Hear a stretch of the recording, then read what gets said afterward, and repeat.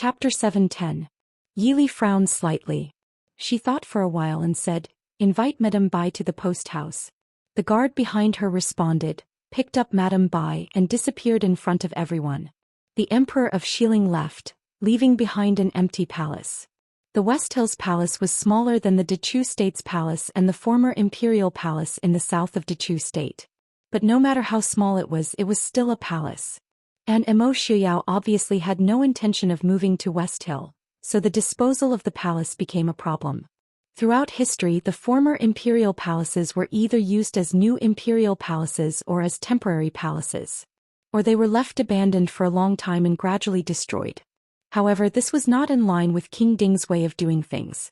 In the end, Emo Shuyao thought about it and decided that the front half of the palace would be scrapped of those things that were specially used by the emperor, and it would become the highest administrative yamen in Xiling Imperial City in the future. The second half, the harem, would be closed for the time being. They would make plans in the future. Because they were leaving West Hill soon, Emo Shuyao and Yili did not plan to move into the palace and have fun living there. After sending off the Emperor of Xiling, they returned to the post house where they were temporarily staying. The first thing Yili and Emo Shuyao did after returning to the post house was to visit Su Qingbai, who was still recuperating. Although Su Qingbai's vital parts were not injured, his injuries were still very serious. After a few days of recuperation, he could only sit on the bed and talk to them while leaning on a pillow. When Yili went in, Madame Su was feeding Su Qingbai medicine. Su Qingbai could not help but feel a little uncomfortable. He was already so old and his hand was not injured. It was always uncomfortable for his mother to feed him medicine personally. Seeing Yili and Emo Shuyao come in, his eyes lit up as if he had seen his saviors. How could Madame Su not know what he was thinking? She snorted unhappily and said, "No matter who it is, finish the medicine first." Su Qingbai said helplessly, "Mother, pass me the bowl. I can drink it myself." He could even hold the bowl and drink it in one gulp, one mouthful at a time. One had to know that the taste of medicinal soup had never been good. Mrs. Su looked at him with a faint smile and said, "Now you know that the medicine is bitter? Then shouldn't he recuperate properly? Do you think I don't know that you read those files again last night?" These words made Yili feel a little guilty. If they had not been in a hurry to leave West Hill, fourth brother would not have had to worry about recuperating. Finally, Madame Su had enough of seeing her son's handsome face turn bitter. She handed the pill to him. Su Qingbai hurriedly took the bowl and gulped it down. He cried and frowned. Mrs. Su angrily stuffed a candied fruit into his mouth, then took the empty bowl and left. Fourth young Master Su was a little embarrassed to be seen in such an embarrassing state by his cousin and cousin-in-law. He smiled at them and said, "Has the Emperor of Xiling left?" Yili nodded and sat down by the bed. She carefully looked at Su Qingbai's complexion and found that it was better than yesterday. She said, "We just sent him away. Fourth brother, are you in a hurry to look at those things again? Rest well before your injuries are healed. If something really happens, don't you still have Xiao Yao and Feng San?" Su Qingbai smiled and said, "I've been lying in bed for so many days. It's quite boring to do nothing. I'm just looking around." Su Qingbai glanced at Emo Shuyao, who was sitting on a stool, and asked, "When do you plan to go back?" Now that the Dechu state was in a mess, it was a good time for them to annex West Hill. But West Hill was vast. Although it was so easy to fall into the hands of the Emperor of Xiling this time, there was an element of luck in it. If they really wanted to take over the entire West Hill, 3 to 5 years wouldn't be a long time. If the northern tribes and Enchanting were to gain a foothold in the Dechu state, then the losses would outweigh the gains. After all, no matter how big West Hill was, it couldn't compare to the rich land of the Dechu state. Emo Shuyao said seriously, "In half a month. Li is pregnant, so the journey will be slower. We can't stay for long." Su Qingbai nodded and calculated, "Half a month is enough. I should be able to get out of bed by then." Emo Shuyao said, "I've already sent a message to Shenyang. He should be able to sense it before we leave." Su Qingbai was stunned. He shook his head and smiled, "There's no need for that. Mr. Shen still has to take care of Li." Yili pressed him down and frowned, "Why is there no need? I'm only pregnant. It's not like I'm injured. Childbirth requires a midwife, not a doctor. Besides, do you think Glass City doesn't have a doctor? If you don't take good care of yourself, First Aunt will be very sad." Su Qingbai still wanted to say something, but Yili glared at him and said firmly, "You're not allowed to object. Mr. Shin has already said that he's been annoyed by being trapped in Glass City for the past few years. It's a good thing to be able to go out and take a walk. Moreover, West Hill is a place that just fell into our hands. As the saying goes, a strong dragon can't suppress a snake in its old haunts. With a doctor with great medical skills we'll be more at ease." Su Qingbai knew that he couldn't win against Yili. He could only smile helplessly and agree. Mo Shuyao continued, "The other 300,000 soldiers will remain in West Hill. The commander will be Zhang Qilan. Zhang Qilan's personality is straightforward, but he's not obstinate and self-opinionated. There shouldn't be any problems between the two of you. What do you think?" Su Qingbai naturally didn't have any objections. Although the Maoist army had taken over West Hill, Su Qingbai didn't think that it would be peaceful just like that. Zhang Qilan was also a veteran of the Maoist army. He had rich experience in leading troops. Su Qingbai naturally felt more at ease with him leading the 300,000 soldiers. Yili thought of Lady Su and quickly asked, "Does First Aunt want to go back with us?" Su Qingbai smiled helplessly and shook his head. "Mother knows that I'm going to stay in West Hill. I'm afraid she's planning to stay here for a while." In fact, Lady Su's original words were, "I can't control your elder brother. Your younger brother is younger than you. If I don't see you get married and have children, I won't return to the Su family." Lady Su's standards for her daughter-in-law had been lowered from a scholarly family in Dechu State to a clean family background and a good mood. Looking at Su Qingbai's helpless expression, Yili could also imagine what Lady Su had said. She pondered for a while and agreed with a smile. "Since that's the case, First Aunt must be worried about fourth brother. It won't hurt to stay in West Hill for a while. When First Aunt misses us she can send someone to welcome us." Mo Shuyao didn't have any objections. He nodded and said, "That's great. In half a month, Li Li and I will return to Glass City. I'll leave everything here to you." Su Qingbai hesitated for a while but still expressed his worries. He said, "I don't have much experience before, I'm afraid." Mo Shuyao frowned and thought for a while. He understood Su Qingbai's worries. Su Qingbai was only 24 or 25 this year, but he was already in charge of 1/3 of West Hill's territory. He could be said to be the most powerful of the feudal officials. It was normal for him to be unable to convince the masses in a short period of time. He believed in Su Qingbai's abilities, but abilities needed time to show. After they left the imperial city, Su Qingbai's life wouldn't be so easy. Previously he only considered abilities and also the Prince Ding mansion. Now that there weren't enough people he forgot to consider Su Qingbai's age. Chapter 711. Yili raised her eyebrows slightly and said with a smile, "I have an idea, but I don't know what fourth brother thinks." Su Qingbai looked at Yili with a smile. "Lier has always come up with good ideas. Let me hear it." Yili said, "Fourth brother, why don't you try and see if you can invite Mr. Xiaoding from Bian City to come here? Mr. Xiaoding's disciples are all over West Hill. If he can come out of the mountains to help fourth brother, then fourth brother's affairs in West Hill will be much smoother." Although Mr. Xiaoding had already expressed his intention to pledge allegiance to the Prince Ding mansion, scholars, especially those who had extraordinary achievements, always had some strange tempers. If Yili and Mo Shuyao asked him to come, of course he would come back.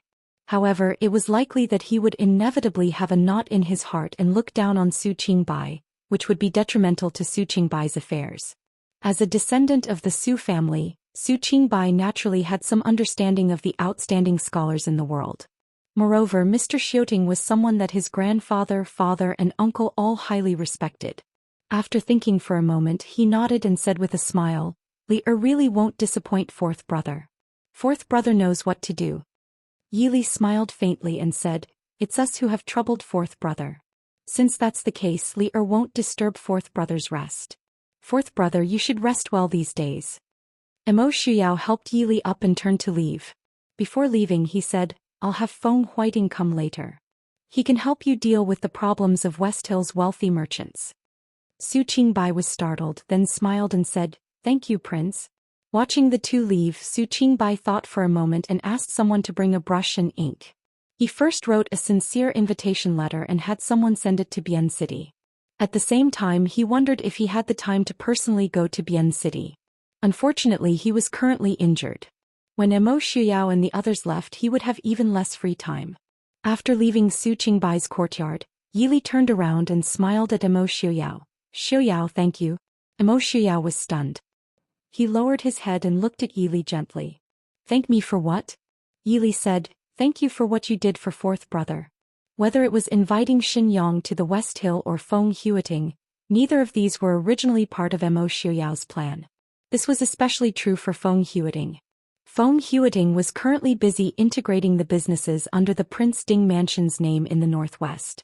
Emo Shuyao lowered his head and leaned his forehead against Yili's. He said softly, Su Qingbai is your fourth brother, isn't he? He saved you and our child. I should treat him better. Yili smiled and said, you've always been very good to them, I know. Although Emo Shuyao had always exploited her eldest brother, it was only limited to her eldest brother. He was indeed very good to the other cousins. Just like this time before attacking the West Hill, Emo Shuyao had already considered letting Su Qingbai stay in the West Hill. This could be considered as paving the way for Su Qingbai's future. Su Qingbai was still too young, and had always been away from the Prince Ding Mansion's core affairs. But if he could handle the West Hill affairs properly, his future would not be lower than any of the core members of the Prince Ding Mansion. Since Li likes it, I naturally have to treat them well. Emo Shuyao smiled and lowered his head to gently bite her pink lips. Yili helplessly glared at him and said, then can you also treat eldest brother better? She really did not want to be stuck between the two of them as cannon fodder. Emo Shuyao gave a low laugh. How can Li bear to make things difficult for your husband? Your husband is very sad. Yili rolled her eyes. How is this making things difficult? Do you have to be at odds with eldest brother? Well, it's his fault for looking so disgusting.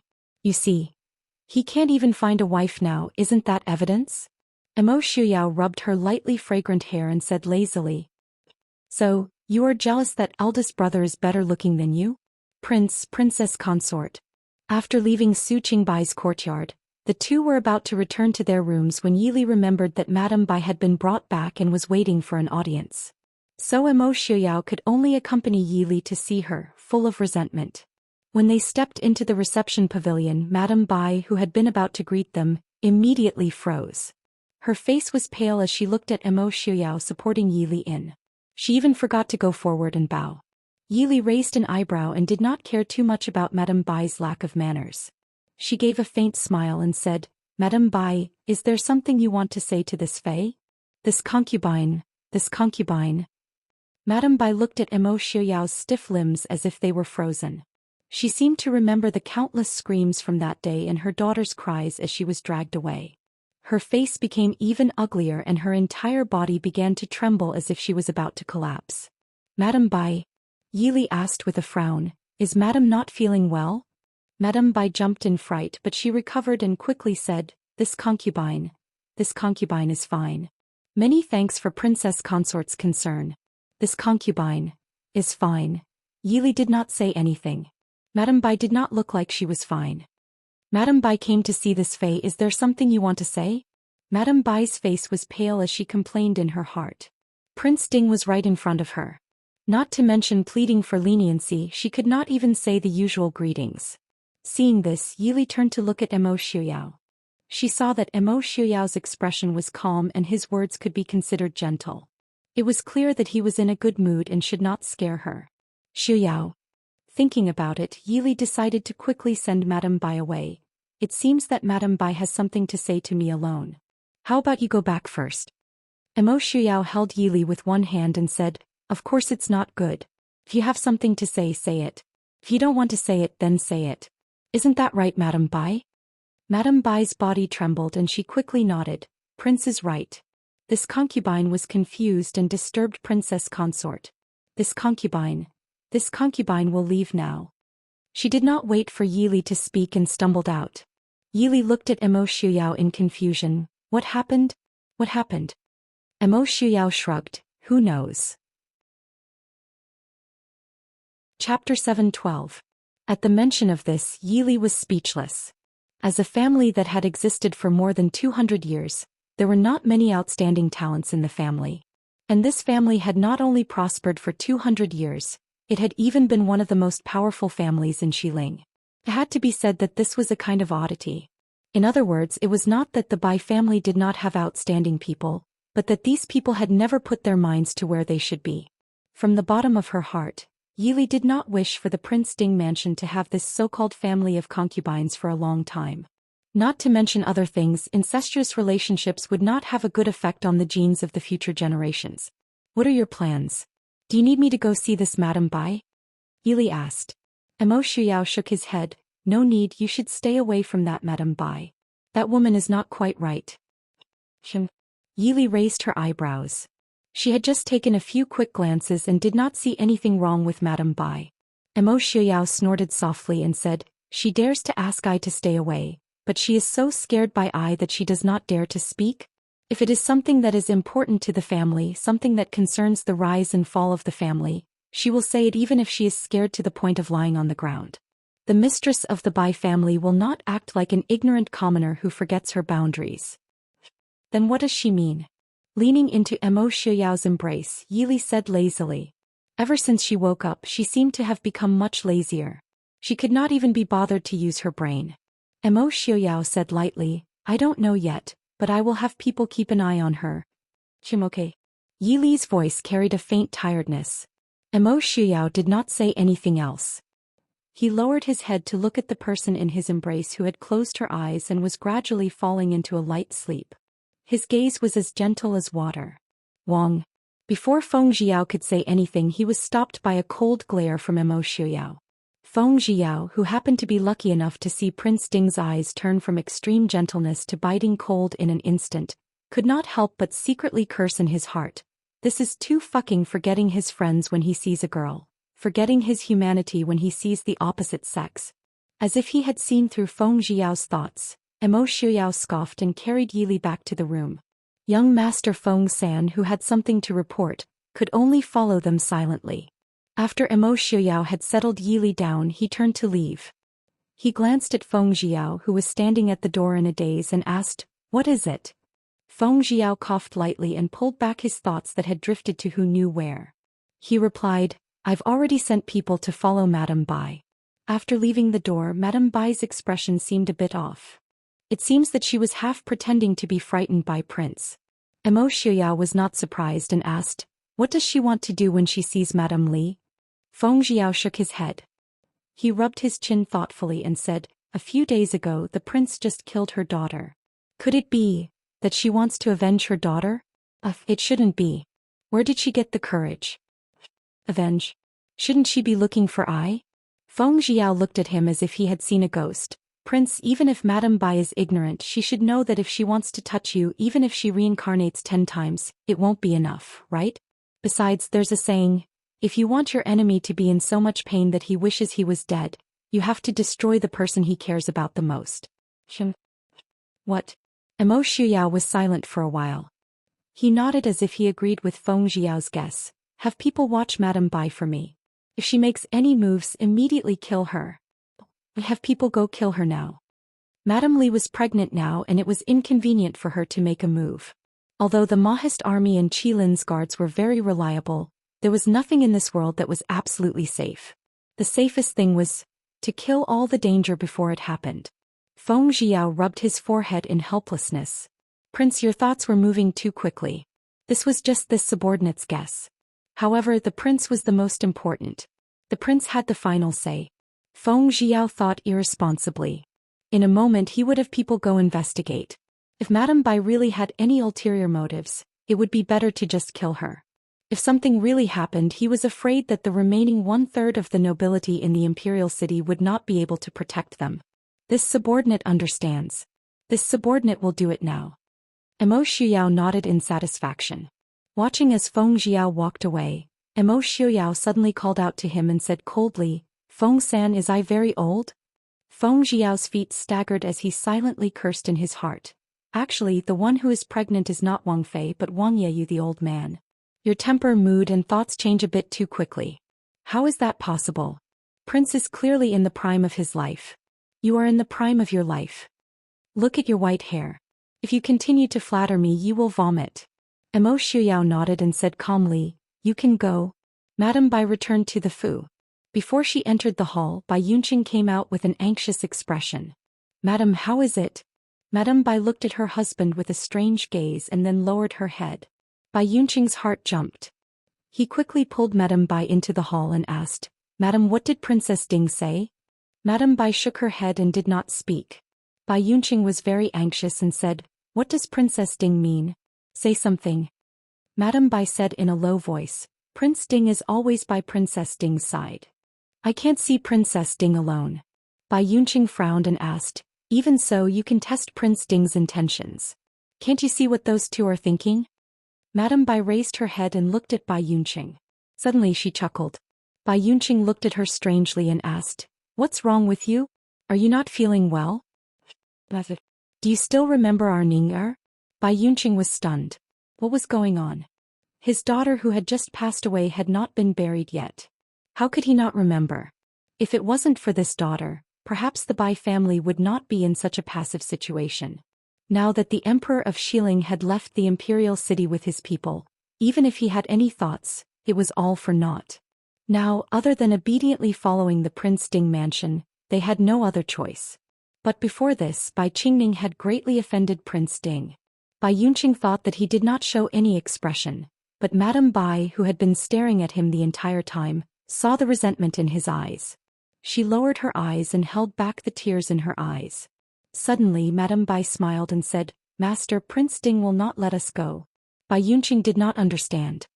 He grabbed Madame Bai and asked sternly, "What do you mean? What did you do?" Madame Bai waved his hand away and said bitterly, "I didn't do anything. I just hate myself for not being able to do anything."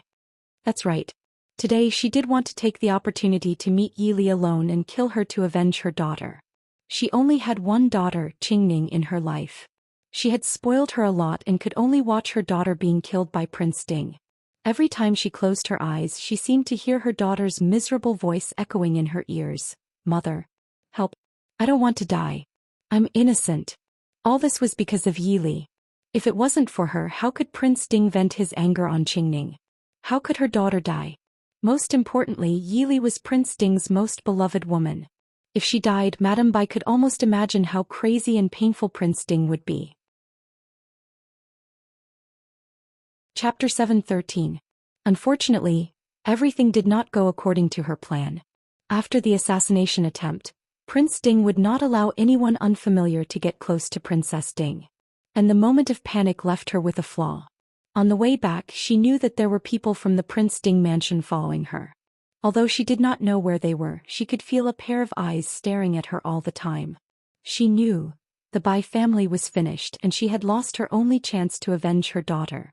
But she was not reconciled. "What is going on?" Bai Yunqi asked anxiously. This was related to the life and death of the Bai family, so he could not help but worry. Madame Bai looked at him with a faint smile and said, "Didn't you want to know what I said to Princess Ding when I went to see her today?" "I didn't say anything, because I originally wanted to kill Yili, but Mo Shuyao had been guarding by her side the whole time, and there were so many opportunities for powerful martial artists around, so I didn't have a chance." "You are crazy." Bai Yunqing stared at Madame Bai in horror. "Do you know what you are doing? Do you want to destroy the Bai family?" Madame Bai laughed, her eyes blurred. "My daughter is gone, what do I want the Bai family for? Master, Qingning is our biological daughter. She was killed by Mo Shuyao just like that, and you did not say a word. All you think about is how to please your enemy. Do you have a heart? Every day I hear my daughter crying, saying that she was wronged, saying that she did not want to die. She wants me to avenge her." Bai Yunqing pushed her away and said coldly, "I have no heart. After all these years, the Bai family has lost more than one daughter. A few days ago Prince Ding killed little 7, little 9 and little 12. Why don't you feel sorry for them? They are also the children of the Bai family. They are just the children of a concubine. What is there to feel sorry for? How can they be compared to my Ning?" Madame Bai said disdainfully. "Those servants were only born from a few side branches and concubines. How could they compare to her precious daughter? Her daughter could have been the empress and imperial concubine. It was all Bai Yunqing's fault. If he had not insisted on sending his daughter to the Prince Ding mansion, how could his daughter have died? I don't want to talk to you, crazy woman, anymore," Bai Yunqing said with a wave of his sleeve. He never thought that the one who would drag him down at this time would be the legal wife that he had always been very satisfied with. At this time Bai Yunqing couldn't care less about Madame Bai. He turned around and walked to the study. He had to find someone to discuss what to do next. He could only hope that this woman did not reveal any flaws for Prince Ding to see. Otherwise the Bai family would really be finished. Seeing Bai Yunqing leave without looking back, Madame Bai didn't care. She ignored the servants' shocked gazes and messy disguises and walked back to her own courtyard. Madame Bai's room was so dim that it was a little unrealistic. After all, it was the room of the matriarch of an aristocratic family. After entering the room, Madame Bai waved the maidservant behind her away and closed the door. She walked to the innermost part of the room where the heavy curtain was lowered and lifted the curtain to reveal a pitch-black memorial tablet. The words, "Beloved Daughter" by Qingming's memorial tablet were written on it. Madame Bai looked lovingly at the memorial tablet on the table and gently stroked it. It was as if this wasn't a cold memorial tablet, but the beautiful and elegant daughter of the past. "Ning-er, I'm sorry. It's all Mother's fault. Mother couldn't save you. Now I can't even take revenge for you. Good Ning-er, your father doesn't care about you at all. But Mother will remember you. Go reincarnate well. Mother will definitely take revenge for you. Don't enter Mother's dreams again," Madame Bai said to the memorial tablet. Gradually her voice turned into a sobbing sound. Ever since her daughter passed away, Madame Bai hadn't had a good night's sleep. Every time she closed her eyes she would see all kinds of images of her daughter. The most shocking of all was her daughter's howling after being tortured. Every time, Madame Bai would be startled awake from her dreams. Ever since Bai Qingming died, Madame Bai didn't dare to look at her body. Although the servants who came to collect the body said that the young miss didn't seem to have suffered much, Madame Bai couldn't be at ease. In fact, she felt a faint sense of guilt and unease. When Prince Ding suddenly wanted to kill Bai Qingming, she was truly frightened. She didn't plead on her daughter's behalf and just watched as her daughter was dragged away. Sometimes she even dreamed that her daughter came to her covered in blood to take her life. Under all kinds of pain and pressure, Madame Bai's hatred for the Prince Ding mansion became even more intense. As long as she killed Yili to take revenge for Qingming, Qingming would forgive her, right? Outside the door in a hidden corner, the two shadow guards heard Madame Bai's words clearly. One of them gave a look to his companion. Young Master Feng San said that if Madame Bai had any ill intentions towards the princess consort, kill her immediately. The other person nodded expressionlessly. Of course, kill her. If she really did something, the prince would go crazy. They didn't want to suffer the prince's anger. The two guards both shivered and turned to look at Madame Bai, who was still muttering in the room. Madame Bai spoke for a long time in front of her daughter's memorial tablet before she finally stopped. When she turned around, she felt a chill in her abdomen and then a piercing pain. She looked dazedly at the man in black who suddenly appeared in front of her and the dagger in her abdomen. Madame Bai's eyes were filled with fear. No, she didn't want to die yet. Go in peace. Your daughter is waiting for you on the road to the Yellow Springs. The shadow guard's eyes were filled with pity as he mercilessly pushed her forward. A string of bright red blood flowed out of Madame Bai's mouth and dripped onto his hand. Madame Bai's wide eyes finally lost their light. Chapter 7:14. Looking at Emo Xiaoyao's nonchalant expression, Yili frowned slightly. After waking up, she felt that the people around her were hiding something from her. Just now, Emo Xiaoyao had purposefully scared away Bai Furan, which made this feeling even stronger. Raising her head, Yili looked straight at Emo Xiaoyao's slightly guilty face and asked softly, "Emo Xiaoyao, are you hiding something from me?" Of course not. Why is Lili asking this?" Emo Xiaoyao said with a smile. The smile on his face was not as relaxed as before. Yili raised an eyebrow and looked at him with a shadow of a smile as she asked, "Could it be that Prince Ding has taken a fancy to some family's girl and wants to bring her into the Wang Fu to give Xiao Bao a concubine?" Emo Xiaoyao's expression changed slightly. His lips twitched as he pulled Yili back into his arms and said sullenly, "Lili is speaking nonsense." "I only like Lili." Yili patted his back in amusement and asked, "Then what is it that you have to be so secretive about?" "I haven't been feeling well these past few days. When I'm better, won't I go ask myself?" So it could be said that Master Prince Ding would do many stupid things out of concern. For example, he clearly knew that these things could not be hidden unless he killed all the people who knew about it. but unconsciously he did not want Li Li to see this side of him. After a while, Mo Xiaoyao said sullenly, I killed Bai Yunqing's daughter. Yi Li was slightly startled. She remembered that Bai Qingning was by her side when she was attacked that day. She asked softly, is it because of the assassination that day? Mo Xiaoyao looked at Yi Li and said in a low voice, it has nothing to do with Ali. It's this king who doesn't like her. Yi Li smiled helplessly and sighed softly, even though Bai Qingning's crime did not warrant death, but you don't have to hide this from me, right? Even though she was not used to casually taking people's lives due to her deep-rooted beliefs in her previous life, but at least in her heart, Mo Xiaoyao was thousands of times more important than the unrelated Bai Qingning, right? Moreover, after so many years, even if Yi Li wasn't used to it, she should also understand that sometimes, it wasn't because someone deserved to die that they were killed. There were many people who didn't deserve to die, but the number of people who didn't deserve to die was probably more than the number of people who deserved to die. In their position many times they did not have a choice. Mo Xiaoyao looked up and stared at her. After a while he said, I also killed many West Hill nobles. Yi Li was silent for a while. Then she sighed softly and asked, how many? 30%, Mo Xiaoyao said indifferently. More than 30% of the nobles in the Emperor of Xiling were killed by him. The shock to the world was definitely greater than killing thousands of civilians. After a long time, Yi Li leaned back into Mo Xiaoyao's arms and sighed softly, you hid it from them because of this? Mo Xiaoyao lowered his head and stroked her hair. He said in a low voice, Li doesn't like me killing people indiscriminately. Yi Li's originally heavy mood couldn't help but be happy. She looked up and glanced at him unhappily.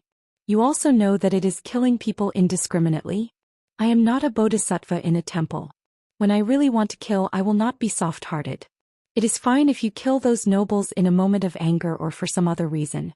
What did those maids and servants who didn't know anything know? It is just ruining your own reputation. Mo Xiaoyao looked at her silently. Wasn't it because he could not control himself for a moment? Seeing him like this, Yi Li could not be angry. She raised a hand and touched his tightly knitted brows. She said softly, although I do not believe in the so-called karma, but killing too much is harmful to the harmony of the world. It is easy to lose one's mind. Xiaoyao, I hope you are well. Early in Bian City, Yi Li had sensed that Mo Xiaoyao had a shocking murderous aura in his heart. These years he had controlled it very well. However, the few times he lost control, the effects were already shocking enough. The reason was very likely that it was because he had forcefully suppressed the hatred between the Mahist army and the two generations of Prince Ding. Yi Li did not want this kind of loss of control to become normal. Otherwise, there would only be two results. One was that he would slowly calm down after releasing the murderous aura in his heart. The other was that he would lose himself in this endless killing. No matter which one it was, it would require countless people to pay the price with their lives. Li. Mo Xiaoyao looked in a daze at his wife who was looking at him with a worried expression. He tiredly lowered his eyes and leaned on Yi Li's shoulder. He said in a low voice, Li, I am so tired, don't leave me. He could see Li's worry. In fact, he also understood. For example, this time's matter. He clearly had a better way to deal with it, but at that time he did not have any thoughts in his heart. He only wanted to kill all the people who hurt Li. Apart from this, he did not think of any other possibility. This kind of result, even if he did not think it was bad, he also understood that there were many hidden troubles. Yi Li reached out to hold his hand and gently placed it on her flat stomach. She said with a smile, why would I leave you? We still have Xiaobao and now we have a new baby. Mo Xiaoyao's hand that was on her stomach paused. He asked softly, what if there is no child? Yi Li smiled and said, if you don't have a child, I'm afraid that your highness will fall for someone else, right? Mo Xiaoyao shook his head. He raised her small chin and let her meet his eyes. He said seriously, I do not care about children. Even if there is no child, I only want Li Li in this era for a woman. This could be considered the most affectionate words of love. Yi Li smiled faintly and looked at him teasingly. Prince, it is too late to say this now. Now that they already had a child and were about to have another, the emotional level of this sentence was naturally reduced greatly. Seeing that Yi Li did not seem to be angry, Mo Xiaoyao's smile slowly bloomed in his eyes. He gently held her in his arms and said with a smile, I spoke from the bottom of my heart. If it is not Li Li's child, what use is I to have it? Right, why did Madame Bai come to see me at this time? Yili asked softly in Emo Xiuyao's arms. Emo Xiuyao raised his eyebrows and said without much care, so many noble families have fallen. These days I have been ignoring the Bai family. Bai Yunqing is probably anxious. Are you planning to abandon the Bai family? Yili asked curiously. The Bai family was one of the top aristocratic families in West Hill and was the first to come to the examination. Regardless of sentiment or reason, the Prince Ding mansion had to give some face to the Bai family. But now Emo Xiuyao did not hesitate to kill the legitimate daughter of the Bai family. Naturally, he had the intention to abandon the Bai family. Emo Xiuyao nodded and said, there are not many people in the Bai family who can be used. Moreover, they have always been fence-sitters. When Lei Zhenting was in power, they leaned towards Lei Zhenting. Now that we have just entered the imperial city, they lean towards the Prince Ding mansion. Although it is a little bit to adapt to circumstances, some people go too far. It makes people feel embarrassed. The Bai family is such a big family business. If it is important, it will inevitably make people feel unfair. If it is idle, Bai Yunqing will rebel sooner or later. It is better to solve it now. As for the family of concubines, humph. I don't want Xiaobao to marry a woman surnamed Bai. Chapter 7:15. In the study of the Bai residence, Bai Yunqing was discussing a plan with his brothers and aides when the steward rushed in to report, Master Feng San and Su San are here. Bai Yunqing's heart skipped a beat. Feng Jiao was Emo Xiuyao's confidant, and Su Qingfeng was the third son of the Su family, the cousin of the injured Su Qingbai. What good could it be for these two to come together? Does Feng San have anything to say? Bai Yunqing asked. The steward's face was pale and he said, Feng San said that he was ordered by the prince to see Master, but he didn't go into detail. But Su San has a lot of guards behind him and it seems they've already surrounded our residence. Hearing this, everyone in the study was shocked and their faces turned ugly. After a while, Bai Yunqing sighed and said, fine, I'll go take a look. When he brought the steward to the hall, he saw the red-clothed Feng Jiao and the black-clothed Su Qingfeng sitting and standing in the hall. Seeing him come out, Feng Jiao, who was sitting and drinking tea, stood up and smiled like a spring breeze. Master Bai, I'm sorry to disturb you.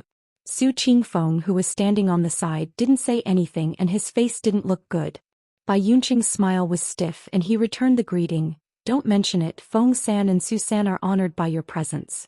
Your presence brings light to our humble dwelling. Please sit down and have some tea. Su Qingfeng didn't appreciate it. No need, this young master didn't come to drink tea. Bai Yunqing choked again. He thought that since Su Qingfeng came from the Su family, he would be like Su Qingbai. Even if he practiced martial arts, he would be gentle and polite, but he didn't expect him to be so direct and not give him any face. Feng Jiao didn't care and smiled without sincerity. Master Bai doesn't need to mind, he's in a bad mood. Bai Yunqing asked cautiously, is there anything I haven't done to treat you well? Su Qingfeng sneered and said, no one will be happy when they hear that someone wants to kill their cousin's unborn nephew. Bai Yunqing was shocked. His face paled as he forced a smile and said, third young master said it. This princess consort is elegant and graceful. Who dares to be so disrespectful? Feng Jiao casually waved his fan and looked at Bai Yunqing with some pity. Patriarch Bai, what Brother Su said is true. Otherwise, I wouldn't have dared to make this trip. I am here on the prince's orders, to investigate this matter. Bai Yunqing's smile had already stiffened like a mask on his face. His eyes couldn't hide the shock he was suppressing. Young Master Feng San, what do you mean? Feng Jiao didn't beat around the bush with him and said seriously, this humble one received news that your wife wanted to kill Wang Fei. Prince Wang Fei was furious. However, the Bai family is different from others.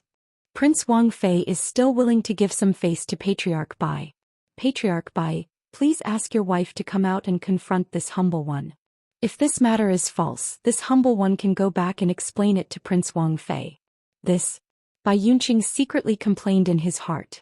Just now, his wife confided in him and now people from the Prince Ding mansion came to find him. Bai Yunqing couldn't tell whether Feng Jiao really did have some evidence, or the conversation between the Prince Ding mansion's people and his wife was overheard.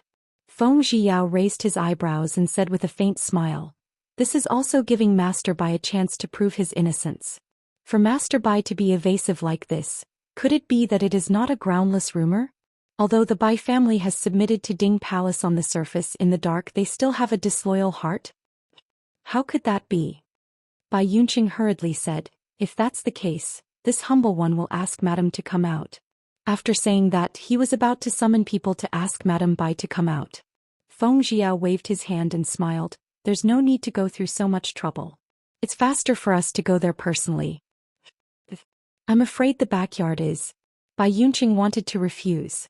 Feng Jiao smiled faintly, the people we brought with us all follow the rules. As long as Patriarch Bai's people keep their mouths shut, there won't be any rumors. Looking at the faint smile on Feng Jiao's face and Su Qingfeng's cold eyes, Bai Yunqing could only give in. So, third young Master Feng, third young Master Su, please. Bai Yunqing led the two of them straight to Madame Bai's courtyard in the backyard. Just as they walked to the entrance of the courtyard, they heard crying from inside. Bai Yunqing's heart tightened. He ignored Feng Jiao and Su Qingfeng and quickly walked in. As soon as he entered, he saw Madame Bai lying on the ground. Her body was covered in dark red blood, and there was a small dagger in her abdomen. Madame Bai was holding the dagger in one hand. It looked as if she had committed suicide. Bai Yunqing also recognized that the dagger was the one that Bai Qingning loved to play with. Seeing that Madame Bai had died, Bai Yunqing's first reaction was to breathe a sigh of relief. Following that, he felt a faint sadness at the death of his wife. Turning around, he saw Feng Jiao and Su Qingfeng walking over side by side. Bai Yunqing said sorrowfully, third young Master Feng, third young Master Su, my wife, she was killed. Feng Jiao wouldn't give him a chance. He frowned and said, how could this be? Why did Madame Bai commit suicide? Su Qingfeng crossed his arms and smiled coldly, naturally she has a guilty conscience. Let's go in and see. After walking a few steps, they saw Bai Qingning's memorial tablet. In front of the tablet was a freshly burned incense stick. Feng Jiao turned to look at Bai Yunqing and sneered, Master Bai, how do you explain this? Bai Yunqing forced himself to be calm and said, this one doesn't understand what third young Master Feng means. This is my daughter's memorial tablet. What's wrong with it? Feng Jiao sneered and said faintly, is Patriarch Bai trying to coax me, Feng-san, into coming from a small family with only a few days of studying? Even if it's a memorial tablet, who would place a memorial tablet in their own bedroom? Bai Yunqing said with a pale face, my wife had spoiled my daughter since she was young. Now that she suddenly lost her daughter, she harbored resentment and wanted to assassinate Princess Ding to take revenge on the Prince Ding mansion? Feng Jiao continued. Bai Yunqing said sternly, third young Master Feng, this is slander. Feng Jiao said calmly, whether it is slander or not, Master Bai should explain it in front of the prince. Bai Yunqing looked at the door in panic. A group of black-clothed figures stood outside the door, making him feel a sense of despair. Under the gaze of Feng Jiao and Su Qingfeng, he finally lowered his head dejectedly. In September, the Emperor of Xiling City was still bloody even though there was no war. After the bloodbath in the Sun family's flower garden a few days ago, the Bai family, known as the family of concubines in West Hill, also fell. Madame Bai wanted to avenge her daughter by assassinating the princess. After her plot was exposed, she committed suicide. The Bai family was also locked up. Although they were not executed immediately, the West Hill bigwigs no longer paid attention to the news of the Bai family. When the princess was assassinated, half of the Emperor of Xiling City was implicated. Now that the Bai family tried to assassinate her again, did they want to implicate the remaining half of the city? Such idiots deserved to die. Who would want to have anything to do with them? Chapter 716. Sun Family. Mrs. Sun was sitting in the study with her well-behaved daughter in her arms, looking at the account books. She didn't even blink when she heard the servant report that the Bai family had been wiped out. She said lightly, I see. You may leave. The servant who reported respectfully left. After a while, Mrs. Sun put down the book and looked up at her daughter with a faint smile. Can Xiaofu understand it? Sun Xiaofu was only a child of 7 or 8 years old. Naturally, she couldn't understand these densely packed account books. She shook her head in frustration and shyness. She whispered, Mother, Xiaofu is so useless. Mrs. Sun smiled and gently stroked her daughter's little head. I couldn't understand it when I was your age. Just learn slowly. Sun Xiaofu nodded obediently. She looked at her mother, who had a faint expression.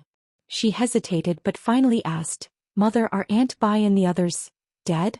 Although she was young, Mrs. Sun often took her daughter outside, so Sun Xiaofu still recognized most of the powerful ladies in the capital. Mrs. Sun smiled and said, "I don't know. Why would Xiaofu think they are dead?" Sun Xiaofu's little body trembled slightly. Her little hand tightly grasped Mrs. Sun's lapel and said, "Xiaofu heard that Prince Ding killed a lot of people. Sister Xiao Zhao and the others, as well as Brother Qian's family, were all killed. Little children shouldn't know what death was, but Sun Xiaofu was also present at the assassination that day. Although Mrs. Sun tried her best to protect her, Sun Xiaofu still saw the bloody corpses. So in her little heart, her friends who used to play with her died and became such broken and bloody corpses. Such a scene was indeed enough to make a 7 or 8-year-old child feel terrified. Xiaofu is afraid of Prince Ding? Mrs. Sun looked down at her daughter and sighed softly. Yes. Sun Xiaofu nodded heavily, indicating that she was very afraid of the good-looking big brother in white clothes and white hair. Mrs. Sun's eyes were filled with distress, but there was more helplessness. She whispered, "Xiaofu, don't be afraid. Prince Ding and Princess Ding are not bad people. We are guarding the property left by your father. How many people are eyeing it covetously? Only by relying on the Prince Ding mansion will Nyangqing be able to protect the things your father left for you. Therefore, if Xiaofu were to meet Prince Ding and Princess Ding in the future, she mustn't be afraid, okay? They're all good people. They won't hurt Xiaofu." Sun Xiaofu looked at her mother blankly. What her mother said was right, but was Prince Ding, who had killed so many people, really a good person? Wasn't it true that good people couldn't do bad things? Killing should be considered a bad thing, right? As if understanding her daughter's thoughts, Mrs. Sun sighed in a low voice and said, "Some people who kill many people are not necessarily bad people. Sometimes it's because they can't help themselves." Looking into her daughter's blank eyes, Mrs. Sun rubbed her daughter's little head and smiled. "You'll understand when Xiaofu grows up." Sun Yunyang greets Prince and Princess. In the study of the post house, Mrs. Sun held Yi Li's hand and bowed respectfully to Emo Xiuyao and Emo Xiuyao. Emo Xiuyao raised his head and glanced at her. He said indifferently, "Get up." Mrs. Sun thanked him and lowered her head to whisper to her daughter, "Xiaofu, why don't you greet Prince and Princess?" Sun Xiaofu, who had been taught well at home, still had some problems. When she saw Emo Xiuyao sitting at the head of the table, she was so scared that she didn't dare to speak. She only hid beside her mother and pulled on Mrs. Sun's corner, not daring to come out. Seeing this, Yi Li smiled and said to Mrs. Sun, "The child is still young. Don't force it." Mrs. Sun smiled helplessly and looked at her daughter with a hint of worry in her eyes. After the wet nurse took Sun Xiaofu out, Mrs. Sun solemnly bowed to Emo Xiuyao and Yi Li again. She said in a deep voice, "The princess was assassinated this time because of my improper arrangements. Prince, please punish me." Although Emo Xiuyao didn't vent his anger on them these days, how could the sharp Mrs. Sun not know that Prince Ding was also dissatisfied with the Sun family because of Princess Ding? However, the Emperor of Xiling had just taken over the city. Prince Ding naturally couldn't abolish all the powerful and wealthy merchants. What's more, the Sun family was the first to join the Prince Ding mansion. Now that the Bai family was gone, Prince Ding wouldn't touch the Sun family at this time. But even if he didn't touch them now, it didn't mean that he wouldn't touch them in the future. Although she was a woman, since she took on the reputation of the head of the Sun family, then she had to take on the responsibility of the head of the Sun family. As expected, Emo Xiuyao looked at her lightly and didn't speak. However, the faint pressure made a mentally retarded woman like Mrs. Sun lower her head with some difficulty. On the main seat, Yi Li gently held the back of Emo Xiuyao's hand and smiled faintly. Emo Xiuyao's expression softened and he said lightly, "The princess has pleaded for you this time, so the punishment is waived. I and the princess are about to leave the imperial city. In the future you should assist the fourth young master in governing the West Hill. Do you understand?" Madame Sun was overjoyed. She bowed respectfully to Yi Li and said, "Madame Sun thanks the princess for her kindness." Yi Li smiled faintly and raised her hand saying, "Get up. This matter has nothing to do with you." Speaking of which, Mrs. Sun was really wronged. Originally, the Autumn Flower Festival was held to help the Prince Ding mansion make friends with those who wanted to join the Prince Ding mansion. How could she have expected the assassination? Moreover, with the power of the Sun family, how could they compete with the trusted and elite subordinates of Genom of Gojosian? It wasn't easy for a young woman like her to support a large family business with a daughter. As long as she didn't do anything she shouldn't do, Yili was willing to give her some convenience and face. Mrs. Sun was even more grateful to Yili. She knew very well that although she could support the Sun family business, she wasn't very outstanding compared to the capable subordinates of Prince Ding. In terms of family business, the Han family and the Feng family in Glass City were probably far above the Sun family. It wasn't easy to gain the attention of Prince Ding. However, if she had the support of the princess, no matter what, ordinary people wouldn't dare to bully her. As such, the way she looked at Yili became more sincere. Mrs. Sun bowed to Yili again and thanked her before getting up. Has the matter of the Bai family been settled? Mo Shuyao asked after Mrs. Sun stood up. As a famous family in the West Hill, the Bai family naturally had countless properties under their name. There were also treasures bestowed by the Emperor of Gojosian and the Empress. Not to mention others, even Mrs. Sun, who had been ordered to go and seize the Bai family's properties, was shocked. Mrs. Sun nodded and said, "It has been settled. The properties under the Bai family's name have been sent to the study to be sealed after accounting. They can be checked after the fourth young master recovers. In addition, there are 57,000 taels of silver and 12,000 taels of gold. There are 873,000 taels of silver in the bank, 100,000 taels of gold notes, 678 pieces of various precious antiques, 34 boxes of jewelry, 275 scrolls of precious calligraphy and paintings, and 452 ancient books. The total amount of property confiscated by the Bai family is 5 million taels. It has been recorded. Prince, please take a look. After the fourth young master takes over the imperial city, you can send people to Glass City." As she spoke, Mrs. Sun took out a thin book from her sleeve and handed it over. Chapter 717. Mo Shuyao took it and glanced at it. He smiled faintly. It seems that Xiling isn't considered poor. Does this count as hiding wealth among the people? He passed the booklet to Yili. Yili flipped through it and was also surprised. However, when she thought about the Prince Ding mansion's enormous and immeasurable wealth, she felt that it wasn't so hard to accept. This was the true wealth of a century-old clan. Like the Yi family in the past, they were anxious about tens of thousands of taels of silver. They were clearly new or nouveau riche. However, even so, the Bai family's wealth was obviously a little too much. Just thinking about how the Bai family had produced several empresses and more than 10 imperial concubines, their relationship with the imperial family couldn't be said to be not close. Perhaps it wasn't hard to understand such deep wealth. Yili thought for a moment and said, "Send the silver notes, cash and gold to fourth brother. It would be too much of a hassle to send the army's salary and supplies from Li City." Mo Shuyao didn't think and nodded. Yili is right. Let Shuijing send it over in a moment. Yili nodded and no longer cared about this matter. She looked at the booklet in her hand and said, "These antiques and the like? I'm afraid it'll be troublesome to bring them back. Just pick a few and bring them back. Also, I saw that there are 2 swords in here plus the 2 swords that were sent over a while ago. Give one to General Zhang, General Liu and General Yuan. The other one will be given to Marquis Nan." Mo Shuyao leaned back in his chair and played with Yili's hair as he motioned for Shuijing, who was standing beside him, to record down Yili's instructions. "You're only giving Zhang Qilan and the others. Aren't you afraid that Feng San will cause trouble for you?" Yili said with a smile. "I remember that among these antiques, there is a golden folding fan with a picture of mountains and rivers drawn by Wu Zhikai of the previous dynasty. Presumably, young Master Feng San likes fans more than swords." Feng Xiao had always liked to show off his natural and unrestrained elegance. Regardless of whether it was winter or summer, he would carry a fan. With such a fan that could be considered a treasure, how could he still remember to ask for a treasured sword? Mo Shuyao seemed to recall young Master Feng San's proud appearance when he was dressed in red and holding a folding fan. He couldn't help but smile. It's a waste to give such a good thing to him. But he still waved his hand to indicate for Shuijing to remember. Yili picked out a lot of things from the booklet and gave them to the meritorious officials of the Western expedition. Almost everyone got one. In addition, he also remembered to add a month's worth of rations for the ordinary soldiers. In any case, the Bai clan had seized so many things this time, it was an unexpected windfall. If the Prince Ding mansion received all of Prince Ding's money, it wouldn't be good. During this time, Mo Shuyao didn't raise any opinions.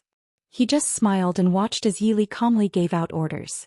There was a cold smile on his face that was different from normal people's. He appeared very gentle and calm. Zhuo Jing and Lin Han, who were standing to the side, didn't care. Madame Sun, who was waiting with them, was extremely shocked. Clearly, Prince Ding trusted Princess Ding more than anyone could imagine. There were many things that Princess Ding didn't need to discuss with Prince Ding. She directly gave orders to people to do it. Prince Ding didn't show any displeasure or doubt.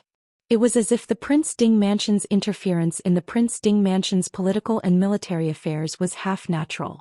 In this regard, Madame Sun's importance and loyalty to Yili silently increased. After Yili finished giving orders, Zhuo Jing turned and went out to do his work.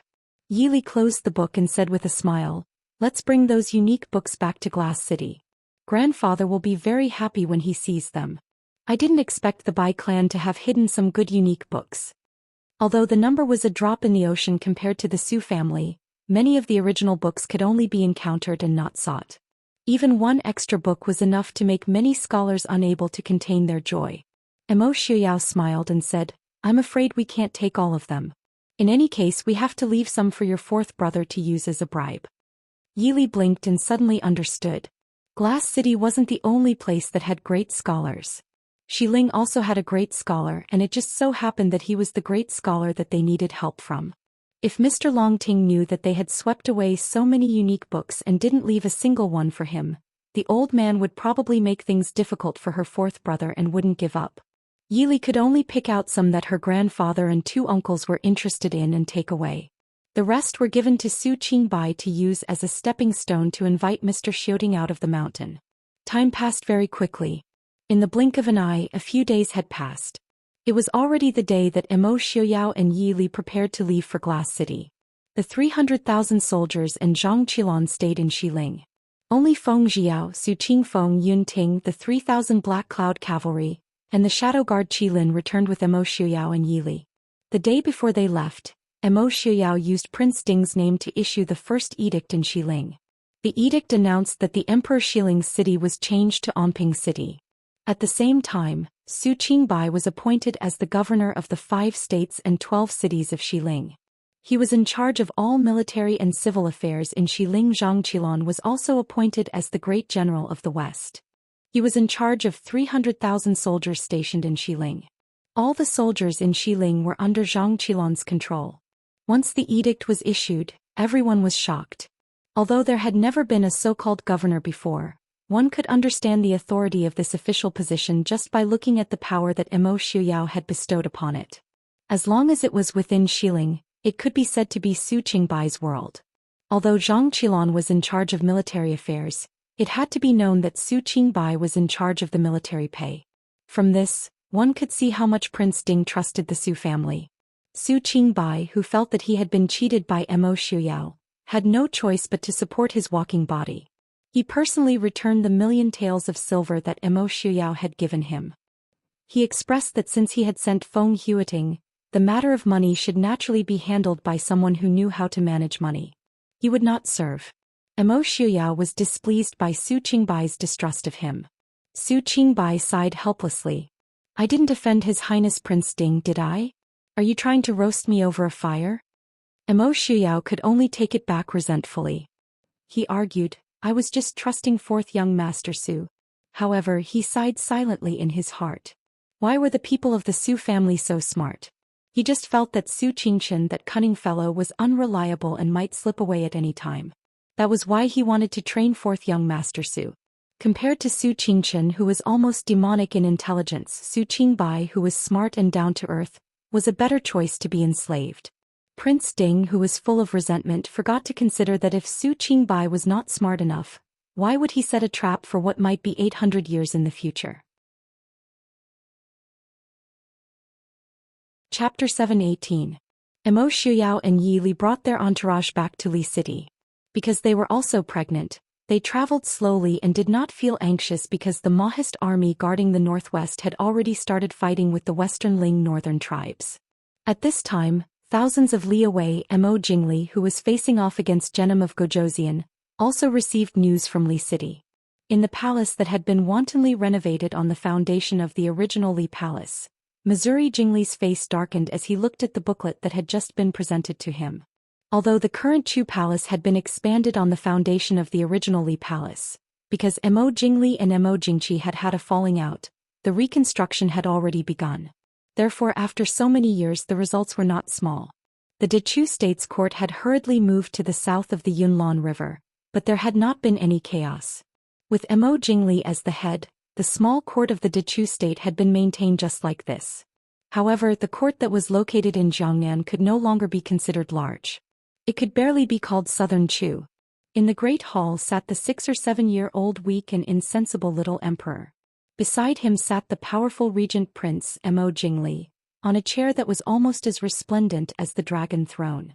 Seeing Mo Jingli's ugly expression, the officials below did not dare to speak. Jiangnan was now completely in the Li Palace's territory. Living under someone else's roof always had to be at a disadvantage. Moreover, the courageous civil and military officials would rather die than leave the capital and stay in the crumbling Chu capital. How could the remaining people have the courage to fight against the Li King as an equal? Although the Empress Dowager still had some power, she had gradually become weaker after moving the capital. The Empress Dowager's courage was not much greater than the 6 or 7-year-old emperor's. Everyone faintly knew that before long, the little emperor would abdicate and the Dechu state would have a new emperor. Mo Jingli looked down at the people below and sneered, "Do you want to know what it says?" Everyone couldn't help but be startled, secretly exchanging looks. His words were a little strange. Mo Jingli did not care. He raised his hand and lightly flicked the booklet in his hand.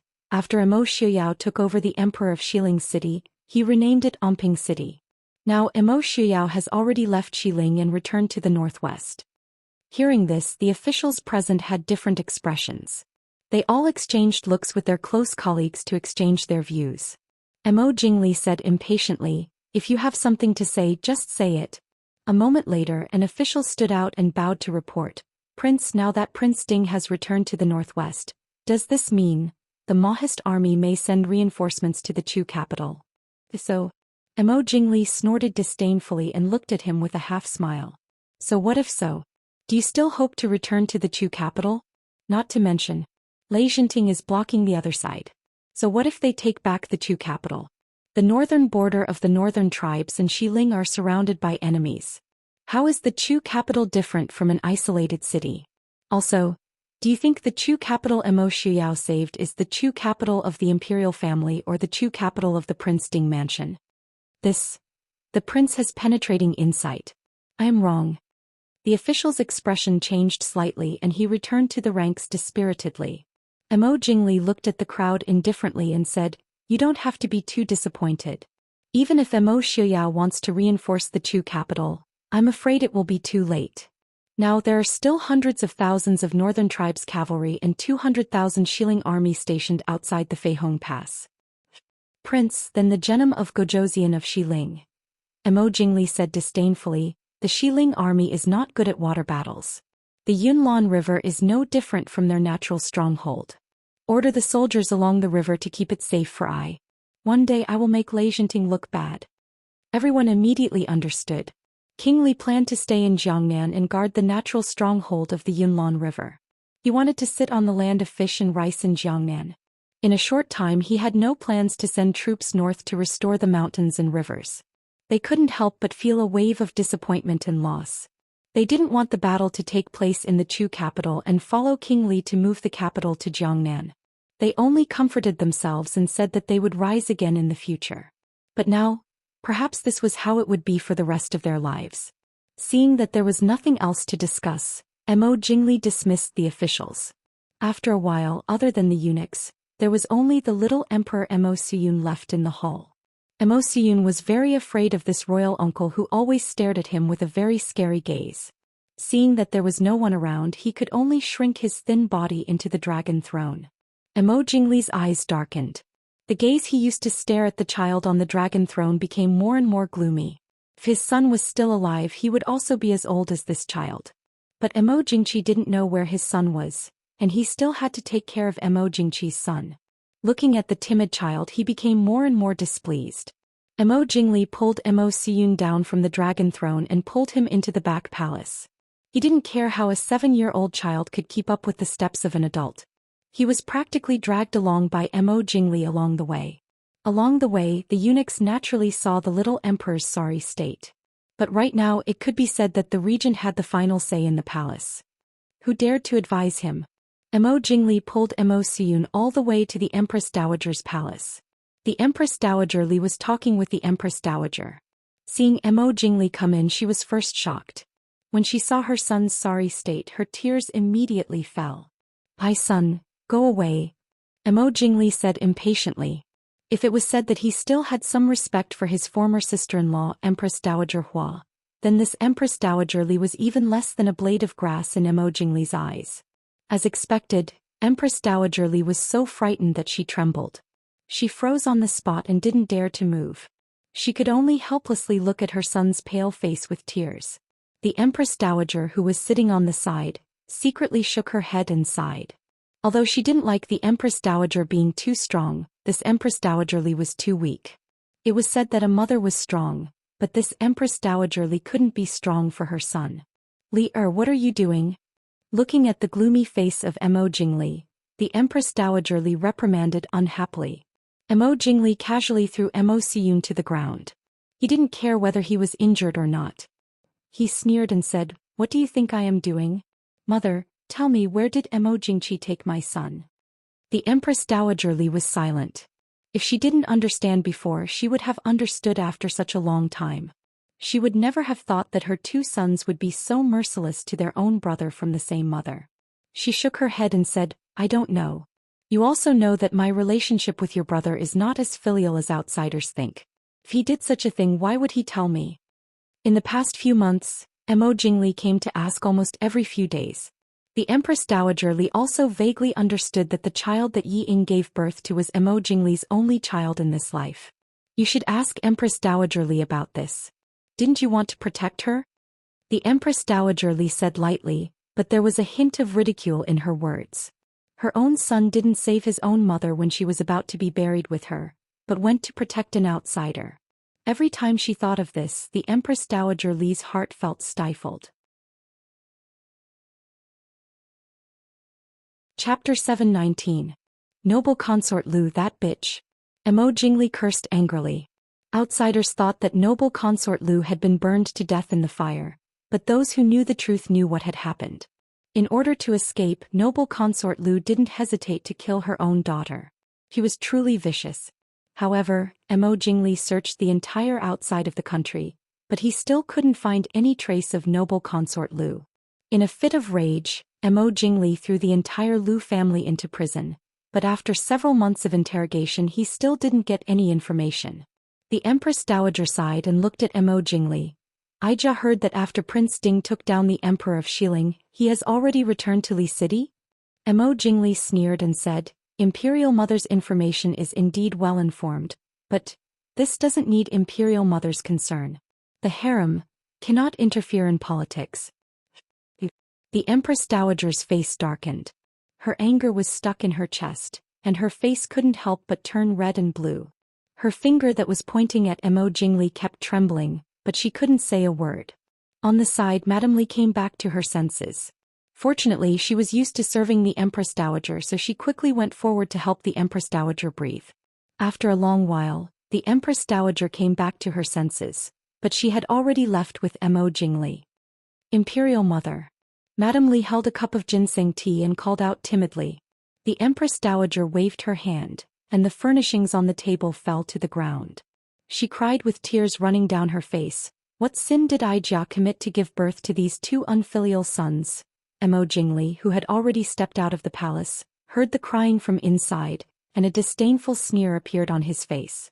The so-called mother-son relationship had long been wiped clean in these years. In Mo Jingli's heart, his biological mother wasn't even as important as taking care of his aunt, Consort Xianzhao. Therefore, after moving south, Mo Jingli didn't hesitate to also make Consort Xianzhao the Empress Dowager. This also caused the Empress Dowager to have a grudge against her cousin who had supported her all her life. The relationship between the two was no longer as good as before. Strolling along the winding corridors of the palace, Missouri Jingli temporarily put aside the matter of his son and thought back to what had happened in the Great Hall. Thinking of the rising expectations in the eyes of those ministers and the gradually dimming eyes, he couldn't help but smile even colder. Or did he have expectations for Emo Xiuyao? How foolish. He sat on the rich land of Jiangnan. Why would he fight with those people? He only needed to guard the Yunlan River and manage Jiangnan well, enriching the people and strengthening the soldiers. Let Emo Xiuyao fight it out with the Northern Territory and the Western Hill barbarians. Emo Xiuyao could win against 1 or 2 families, but how could he win against 3? When both sides were injured, he would take advantage of the situation to reclaim the mountains and rivers. Who dared to say that Emo Jingli wasn't the master of resurgence? At this time, Leng Haoyu, who had retreated to the Chu capital because of the loss of Zijing Pass and planned to take his old father back to the northwest to see his son, had his face fall when he saw the letter that Wei Lin had personally delivered. He looked helplessly at Wei Lin and said, "Little Wei, can't you come 2 days later? I'm already preparing to leave for the northwest." Wei Lin looked at him with a smile and said, "Master Qingchen means that even if you reach the gates of Feihong Pass, you will have to return the way you came." Leng Haoyu snorted softly but knew that he was speaking the truth. He waved the letter in his hand and asked, "Why did Master Qingchen have you personally send me off? Isn't this a waste of talent?" Although Wei Lin was only Princess Ding's personal bodyguard, everyone in the Prince Ding mansion knew that the princess had never used Zhuo Jing, Lin Han and Wei Lin as bodyguards. Moreover, their abilities were far from what mere bodyguards could compare to. If they were released to do things, their status wouldn't be much lower than Leng Haoyu's. Therefore, even Feng San and Leng Haoyu, who were Emo Xiuyao's old confidants, had always treated Wei Lin and the others as equals. Wei Lin said seriously, "Master Qingchen means for this subordinate to help General Leng defend the Chu capital with second young Master Leng." Sitting at the side, Leng Huai was stunned. Ever since Leng Huai was brought back to the Chu capital by Leng Haoyu and saw the current situation of the Chu capital, Leng Huai was already a little disheartened. But even so, Leng Huai didn't want to give up on the Chu capital and flee in panic like a deserter. But this son, who had never been valued since he was young, showed unprecedented fierceness and methods, not giving Leng Huai any chance to choose. But he didn't expect the situation to take a turn before he left. Although Leng Huai was happy, he was still a little worried. What if Leng Haoyu fell into this and couldn't escape? As a subject in general of the Dechu state, his death was not to be regretted, but he didn't want his son to be buried with him. "Master Wei, will His Highness Prince Ding send reinforcements?" Leng Huai asked. Wei Lin frowned slightly and said, "When this subordinate left the northwest, the prince was still in Xiling and hadn't returned. Outside the Feihong Pass, there were hundreds of thousands of northern militant army and Xiling army eyeing covetously. However, as early as a few years ago, the princess had arranged an ambush in the territory of the Great Chu, and General Murongshen had also received a letter from young Master Qingchen.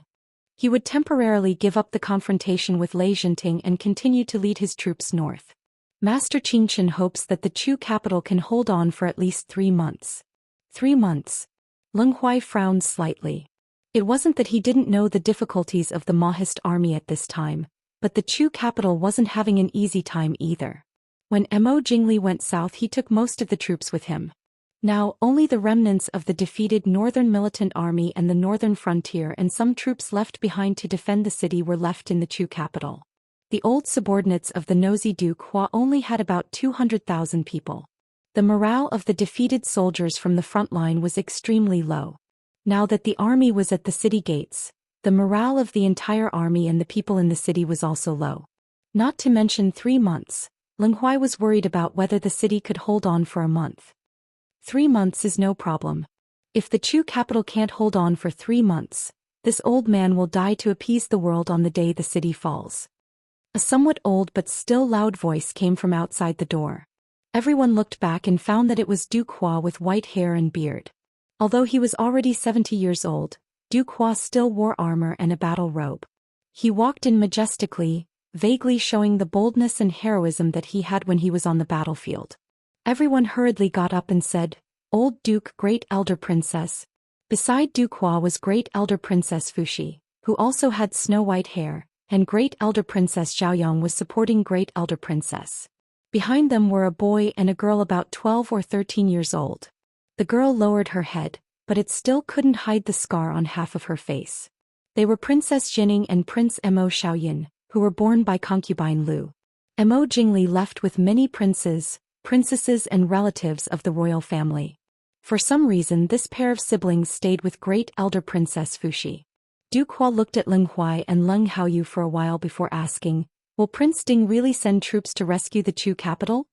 Leng Haoyu slightly restrained his expression, and a foppish smile appeared on his lips. He said, "Old Duke, aren't you making things difficult for me? I've been in Dechu State all the time and I've only been to the northwest a few times. How can I know what Prince means? What's more, Prince is still far away in West Hill, and it's young Master Qingchen's idea to help defend the city." Therefore no one knew what Prince Ding was planning to do. Although young Master Qingchen was a man of his word in the northwest, he was not Prince Ding after all, so he couldn't make any promises to Duke Hua on behalf of Prince Ding. Chapter 720. Duke Hua snorted and glanced at Leng Huai with a spurious smile. "Among your sons, I think this one is more capable." Duke Hua had always paid attention to the Prince Ding mansion, and Leng Haoyu had always been close to Feng Zhiyao, who had been friends with Mo Shuyao since they were young. Naturally, Duke Hua was no stranger to him. He didn't expect that he was also a wolf in sheep's clothing. In the past he only thought that the descendant of the Leng family was a businessman. Now looking at his performance at Zijing Pass, Leng Haoyu, who had always acted like a hedonistic son, was actually hiding his strength. He was even stronger than Leng Qingyu, who had always been praised by others. Leng Huai could only smile awkwardly. He only took it as the old duke teasing him that he couldn't even see through his own son. However, he wasn't unhappy that Leng Haoyu, a bastard son, was more capable than his eldest son, whom he had carefully cultivated. Leng Haoyu was able to surpass his eldest brother even when he wasn't valued at all. This proved that he was capable. They were all his sons, so Leng Huai naturally didn't have any knot in his heart. Duke Hua narrowed his eyes at Leng Haoyu, who looked lazy and loose, and said lightly, "Young man Leng, don't beat around the bush with this old man. This old man doesn't believe that you don't know what the Prince Ding mansion means." Leng Haoyu's eyes turned and he sat up with a smile. "Old Duke, you can't say that. Let's not talk about what the Prince Ding mansion means. Even if the prince comes back in advance and is willing to send troops to help, there are more than 1 million northern tribes troops between the northwest and Dechu State. It doesn't seem like they can make it in time. Also, even if this junior is blunt, Old Duke, even if Chu Jing is saved, who will it belong to?" Duke Hua stared at Leng Haoyu and asked, "Is this Prince Ding's or eldest young Master Su's intention?" Leng Haoyu didn't care about the pressure that Duke Hua deliberately released. He rubbed his nose and smiled. "I'm just asking casually." Old Duke also knows that Leng Haoyu is a businessman. Logically speaking, Chu Jing's life and death had nothing to do with the Prince Ding mansion. Why should the Prince Ding mansion take the risk of setting the rear on fire to reinforce the Chu capital, and even face the armies of the northern tribes in the northern region? Duke Hua remained silent. Of course he understood what Leng Haoyu meant. The Mahist army had no obligation to sacrifice the lives of so many officers and soldiers to help Dechu State repel the enemy, to help Dechu State defend Chu capital. Especially now that the entire Dechu State's imperial family had abandoned the Chu capital and hurriedly moved south. What right did the Mahist army have to help their enemy take back the city? Second young Master Leng Mo Xiaoyan, who had been standing behind Great Elder Princess, suddenly opened his mouth and said, "Second young Master Leng, the royal family of Dechu State is so incompetent that more than half of the country has been lost. Now they even abandoned thousands of people and lived in the south. They really have no face to face the people of Dechu State. As long as the Mahist army can protect the people of Chu capital from being slaughtered by the barbarians in the future, Chu capital will naturally belong to the Prince Ding mansion." Hearing this, everyone was stunned. Everyone couldn't help but look at this boy who was only 12 or 13 years old. Speaking of which, although he had a mother like noble consort Lu, Mo Xiaoyan was indeed the most decent one among Mo Jingqi's princes who were still alive. After all, the cultivation of the Lu family for many years was not in vain. Originally, Mo Jingqi probably intended to pass the throne to Mo Xiaoyan, but unfortunately he was harmed by his mother. At this time, it was already commendable that a 12 or 13-year-old boy could say such words. Leng Haoyu looked at Mo Xiaoyun, raised his eyebrows and asked, "Can the king of Qin make the decision?" Mo Xiaoyun said seriously, "Before the emperor moved south, he had already conferred I as the king of Chongqing. Of course I can make the decision." Chu capital was known as Chongqing in ancient times. Now that the capital had been moved, the name Chu capital could no longer be used. However, in order to show that the imperial family did not abandon the people, they still left a prince to oversee this place. Therefore, Mo Jingli changed the original crown prince, the king of Qin Mo Xiaoyun, to king of Chongqing. This meant that this place was Mo Xiaoyun's fief. Although it still belonged to the Dechu state in the current situation, as long as Mo Xiaoyun agreed, the imperial court of the Dechu state in the south would have nothing to say. Leng Haoyu looked at Mo Xiaoyun with interest and asked, "This is Chu capital. Are you really willing to part with it?" Mo Xiaoyun said with a calm expression, "What's the use of being unwilling? Without the support of the Mahist army, Chu capital will fall sooner or later. At that time, not to mention king of Chongqing, we probably won't even be able to keep our lives. Prince Ding is benevolent and righteous. I believe that Prince Ding will not harm our lives." "Old Duke, what do you say?" Leng Haoyu asked. Duke Hua snorted and said, "King of Chongqing has already agreed. What else can this old man say? Second young master Leng really knows how to do business. The Leng family can be considered to have a successor." Leng Haoyu touched his nose with some shame. "Old Duke, you are too kind." Duke Hua stood up and said, "In that case, within 3 months, whether it is the northern tribes or the northern tribes, this old man will not let these barbarians take a single step in." Leng Haoyu smiled and said, "Thank you, old Duke." After sending off Duke Hua and his party, Leng Haoyu touched his chin and silently pondered whether he should write a letter to urge young Master Qingchen to send troops quickly. It was really not easy to hold on for 3 months. If he was not careful, he might lose his life. Leng Huai looked at his son's lowered eyebrows and pondered silently. Compared to the almost foreseeable bitter battle that was about to come, who Chu capital would belong to in the end did not seem so important.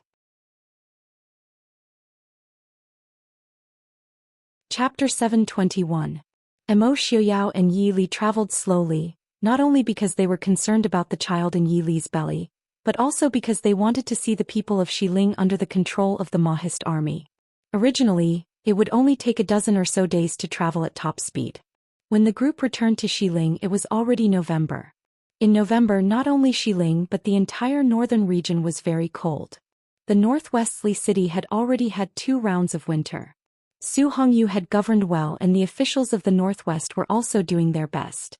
Even though the outside world was still in chaos, the people of the northwest were still living very peacefully. When the group returned to Li City, they did not notify anyone in advance to receive them. When the people of the Prince Ding mansion received the news, the carriage had already arrived at the entrance of the Prince Ding mansion. Dismissing the guards who were startled by the sudden return of the prince, Mo Xiaoyao helped Yi Li into the mansion. The other matters were naturally left to Feng Jiao, Ting Feng Zhuijing and the others to handle. "Mother." From far away, Mo Xiaobao's voice passed through the somewhat desolate garden and came from the inner courtyard. Yi Li had just stood still when she saw Mo Xiaobao wearing a black brocade robe embroidered with silver dragon patterns, quickly rushing over. It had only been a few months, but Mo Xiaobao seemed to have grown a lot taller. Mo Xiaobao was about to rush in front of Yi Li and give his dear mother a warm hug. Mo Xiaoyao at the side easily raised his hand and hooked onto his collar. Unable to move forward, Mo Xiaobao unwillingly twisted his body, but he could not break free from his father's hand. He could only pout his small mouth and look at Yi Li. "Mother." Yi Li smiled. Mo Xiaoyao brought Mo Xiaobao in front of him and looked down at him. "Your mother is pregnant." Mo Xiaobao was stunned for a moment. He blinked his round black eyes and it took him a while to realize what pregnant meant. For a moment he looked at Yi Li's somewhat conspicuous abdomen and stuttered, "Mother." "Xiaobao. Xiaobao is going to have a younger brother or sister." Yi Li nodded, stroked her son's little head and asked, "Yes, does Xiaobao like a younger brother or a younger sister?" Xiaobao furrowed his brows in confusion. After a while he nodded seriously and said, "I like both." Of course he liked the younger sister more, but if it was a younger brother it would be good too. Then he could teach him well. His younger brother must be much smarter than Dummy Leng. At that time they would be able to deal with Imperial Father and snatch Mother back. Didn't Big Uncle say that if the brothers were of one heart, their sharpness could cut through metal? It would be even better if his little brother didn't fight with him for his mother. Of course, as an elder brother he was still very magnanimous. He would share a little of his mother with his younger brother. Yili looked at Emo Xiaobao with amusement. His expression was constantly changing, sometimes nodding and sometimes laughing in a strange manner. She didn't know what he was thinking, but he just stood there in a daze. Emo Xiaoyao looked at his son's unconcealed smirk, and his lips hooked up into a faint sneer. He didn't need to guess to know what this kid was thinking. Raising his hand, he gently flicked Emo Xiaobao's forehead. Emo Xiaobao cried out and held his forehead with tears in his eyes, staring at Emo Xiaoyao accusingly. Emo Xiaoyao raised his eyebrows and looked at him indifferently. So what if I flicked you? Ooh. Mother, Imperial Father bullied Xiaobao. Being bullied by others, Emo Xiaobao was very sad. Alright mother, does it hurt? Looking at her son's pitiful appearance, Yili helplessly glared at Emo Xiaoyao. Leaning over, she rubbed the invisible pain on Emo Xiaobao's forehead and said, Xiaobao, be good, don't cry. In fact, Emo Xiaoyao didn't use much strength and Emo Xiaobao didn't feel much pain. What hurt more was his self-esteem. That kind of frustration of being obviously weaker than the opponent and being bullied without any power to fight back, once again deeply hit Emo Xiaobao's self-esteem. Big brother Yuchen. Ling Xiaodai with short legs finally caught up with them. Seeing Yi Li and Emo Xiaoyao, who he hadn't seen for a long time, he froze for a moment. He shyly smiled at Yi Li and Wang Fei. The little child ran behind Emo Xiaobao and grabbed the corner of Emo Xiaobao's clothes, not letting go. Children's senses were always very sharp. In Glass City, whether it was Ling Junhan, who wasn't even 4 years old, or Su Jirui, who was almost 5 years old, they were all very afraid of Emo Xiaoyao. Emo Xiaobao saw that in front of his little brother he couldn't pretend to be pitiful and ruin his image. He could only put away his crying expression and resentfully glared at Emo Xiaoyao. Yi Li helplessly held Emo Xiaobao's hand and Ling Junhan's hand and walked towards the hall. Just as they arrived outside the hall, Su Hongyu, Su Hongyan, Su Qingze and the others who had rushed over after receiving the news had already rushed out of the study. The two uncles looked at Yi Li, seeing that she didn't lose weight and her complexion was very good. They let out a sigh of relief and relaxed their expressions. Yi Li said with a faint smile, First uncle, second uncle, Lear is back. Su Hongyu nodded and said in a deep voice, It's good that you're back. After entering the hall and taking a seat, Su Hongyu asked, Did anything happen on the way? There is now. Although the news of Yi Li's pregnancy was hidden from the outside world, the Su family had already received the news in advance. Ever since Yi Li gave birth to Emo Xiaobao, there had been no movement from Yi Li. Although Xin Yang and Dr. Lin said that everything was normal and let nature take its course, and Yi Li and Emo Xiaoyao didn't have any obsession with children in the eyes of outsiders, the Prince Ding mansion only had one child was a little weak. Now Yi Li was pregnant again. Although there was something wrong after the incident, it was still good news. Yi Li nodded and said, Li is all right. I've made uncle worry. Then she talked about some things in West Hill and Su Qingbai's injury so that everyone could rest assured. Su Hongyu saw that Yi Li's face was a little tired. When he was about to ask her to go back and rest first and talk about the old days another day, he heard someone outside saluting. Greetings, old master. It turned out that Mr. Qingyun knew that Yi Li and Emo Xiaoyao were back and also hurried over. Everyone hurriedly stood up to welcome him. Su Qingze went forward to help Mr. Qingyun in. Yi Li went forward and bowed. Grandfather, Li is back. Mr. Qingyun reached out to support her and smiled lovingly. You're already pregnant, how can you be so careless? Those rules and etiquette should be avoided if possible. Is our family still paying attention to those empty formalities? Knowing that it was grandfather's love, Yi Li also stood up and smiled. Grandfather is too careful. Li is not so delicate. Mr. Qingyun looked at her complexion and nodded. Well, it seems that you're not bad, but you should take good care of yourself. Last time you had Yuchen, it was very thrilling. This time it's good that you're safe. Yi Li and Su Qingze each helped Mr. Qingyun to sit down at the head of the table. Mr. Qingyun was not only highly respected, but also very senior. Generally, it was not a very formal occasion. For example, in private in the mansion, Emo Xiaoyao also sat at the head of the table as the grandson-in-law.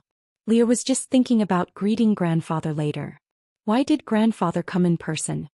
Sitting down, Yili asked with a smile.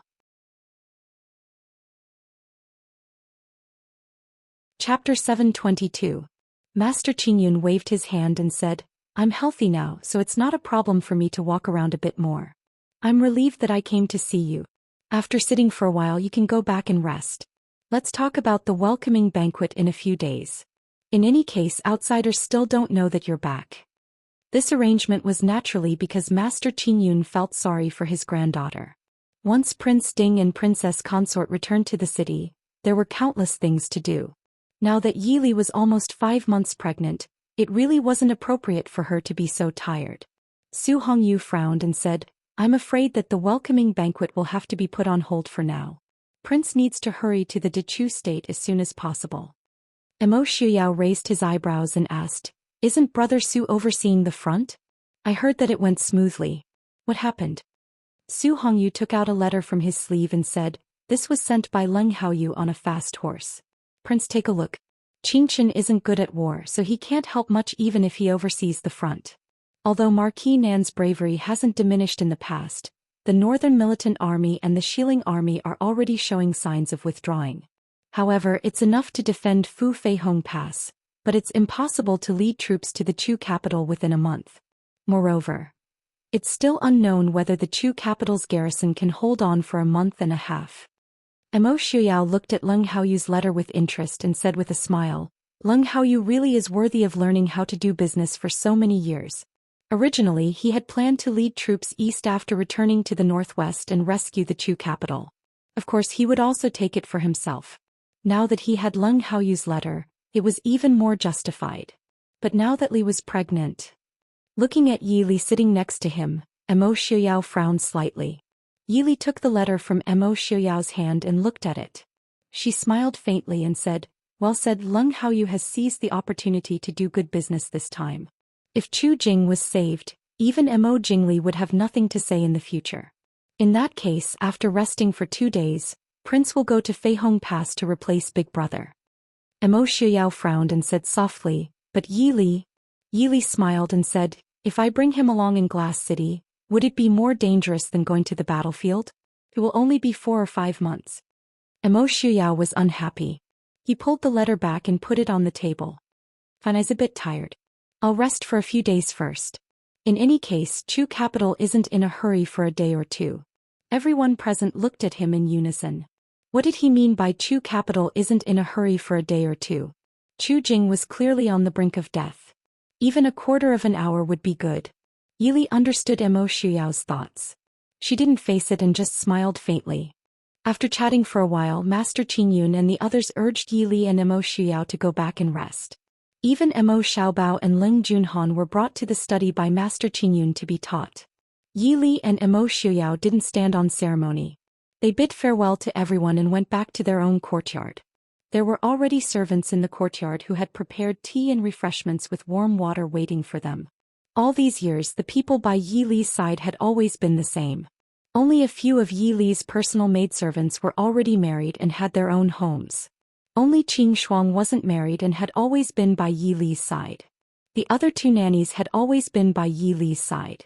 It was just that Yi Li wasn't in Li City most of the time and had gone to take care of Mo Xiaobao. Once they entered, Qing Shuang brought along the maidservants who were far away to welcome them. Qing Shuang, who was already in her early 20s, was no longer the slightly mischievous and naive maidservant from before. Seeing Yi Li, she couldn't help but smile. Qing Shuang greets Princess. Congratulations to Princess for having a little heir. Yi Li smiled faintly at Qing Shuang. Towards this little maidservant that she had bought from outside and had followed her since she was young, she was always closer to her than to other people.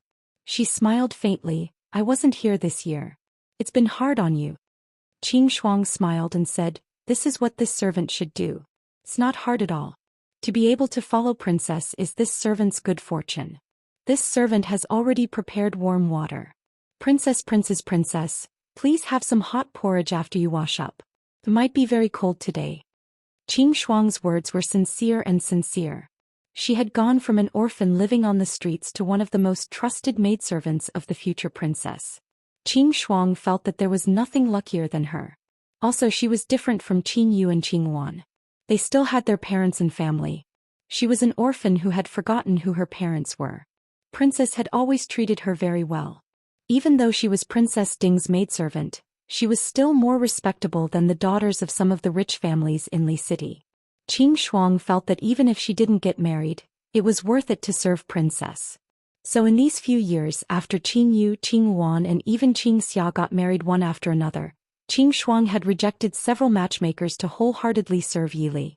She was the first person to follow Yili. Now she was the person who had followed Yili the longest. Yili and Emo Shuyao came out after washing up and changing their clothes. As expected, Qing Shuang had already prepared the hot porridge that the two liked and could nourish their bodies. In these few years, Qing Shuang had gradually grown older and her actions had gradually become steady and considerate. She wasn't as impulsive as before. Dismissing everyone, Yili started to think as she ate. Emo Shuyao looked at her and raised an eyebrow as he asked, "What is Miss Li thinking about?" Yili said with a smile, "Nothing, I just suddenly thought that in the blink of an eye, Qing Shuang has already passed 20 years old. In these years she had delayed Qing Shuang's marriage." Emo Shuyao said, "If Miss Li wants to arrange a marriage with her, let's talk about it later." Usually once a maidservant got married they couldn't stay by the side to serve. It wasn't that Emo Shuyao was reluctant to part with Qing Shuang, but in these few years, Qing Shuang had served Miss Li very well. She was convenient and reliable for Miss Li. Now that Miss Li was pregnant, it was time for her to be careful.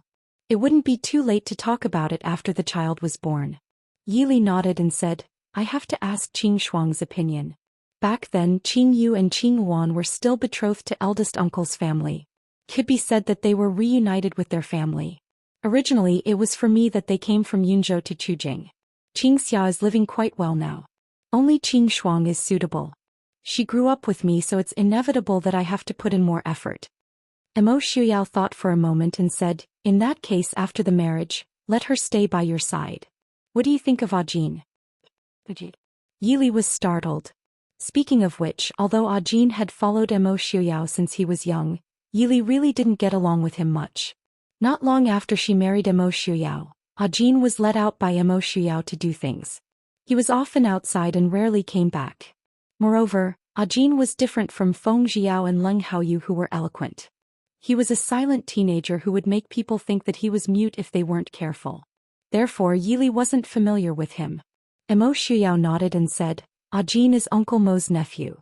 It's just that with his temperament he definitely can't take over Uncle Mo's position.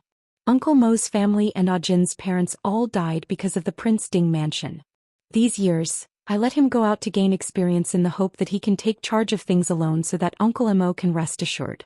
Although he can't be like Feng San and Ling Er, he can't be considered to have wronged that girl."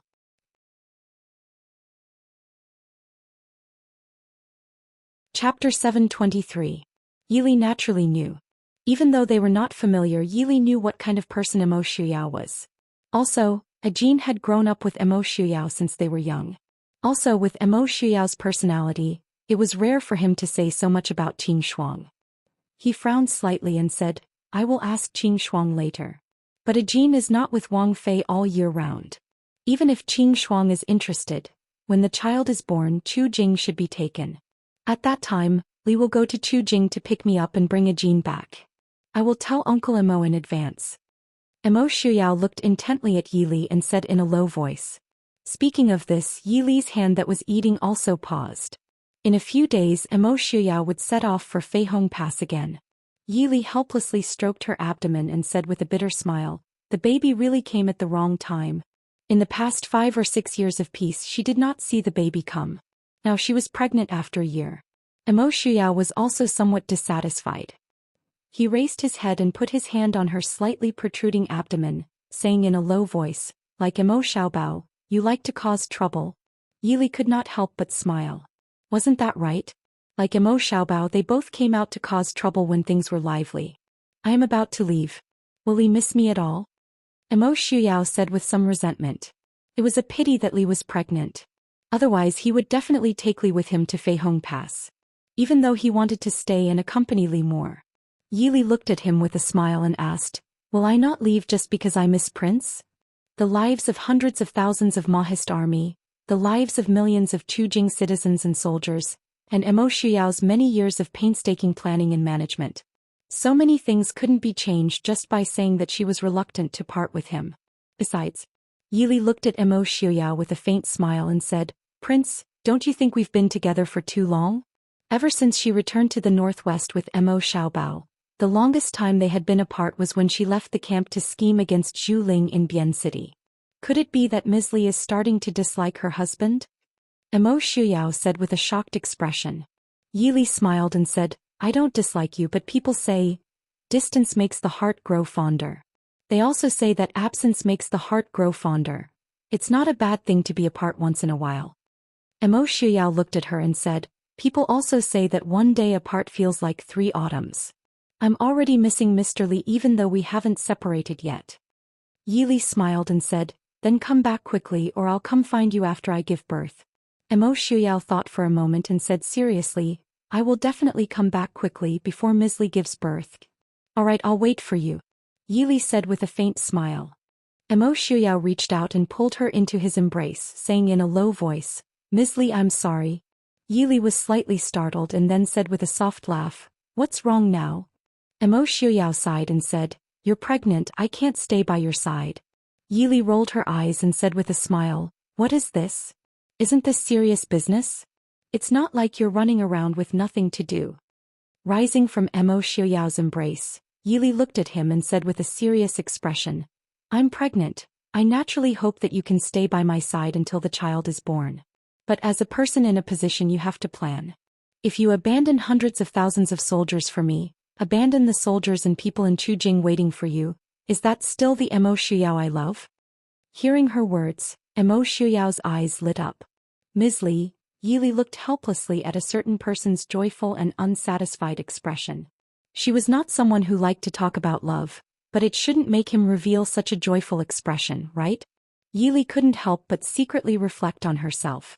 Could it be that she had really neglected him? "Come back soon, Xiaobao, and I will miss you," Yili said softly. Emo Xiao was satisfied. He added another bowl of porridge for himself and ate with relish. After returning, Emo Xiao rested for 3 days before preparing to leave for Feihong Pass. Even this time, other than the people in the Prince Ding mansion, most people in Li City did not know that Prince Ding and Wang Fei had returned. Of course, very few people knew that she was pregnant. Outside Li City, Emo Xiao only took Feng Jiao and Yun Ting with him. The 3 traveled lightly towards Feihong Pass. Even though Emo Xiao did not allow it, Yili still came with Su Qingzi to send them off. Seeing Yili come out of the carriage in a thick cloak, Emo Xiao couldn't help but frown. He went forward to tighten the cloak around her and said softly, "I said there is no need to send us out of the city. The weather is so cold. Go back quickly." Yili nodded and said with a faint smile, "I know. I will go back after you leave. Be careful on the battlefield." Of course, she knew that Emo Xiao was happy that she had come to send him off. He was just worried that she would catch a cold. Her body was not weak. Even though she had been pregnant for 2 months, she had not suffered much. Emo Xiao nodded and looked reluctantly at Yili. He turned and said to Su Qingzi, "Li City and Yili, I will trouble you." Su Qingzi's expression was indifferent as usual. He nodded in acknowledgement. Su Qingzi was a man of few words, but he had always been steady. He would complete what he had promised. Emo Xiao felt more assured. Even though he knew that Yili was under the protection of the Su family and the Prince Ding mansion. It was much safer than going to the battlefield with him, but he would feel uneasy if he did not see her in front of him. After taking one last look at Yili, Emo Xiao no longer dilly-dallied. He nimbly mounted his horse and rode off into the distance. Watching their figures disappear from sight, Qing Shuang said softly, "Wang Fei, it is very cold outside. Let's go back quickly so that the prince does not worry." Yili nodded and sighed softly, saying, "Let's go back."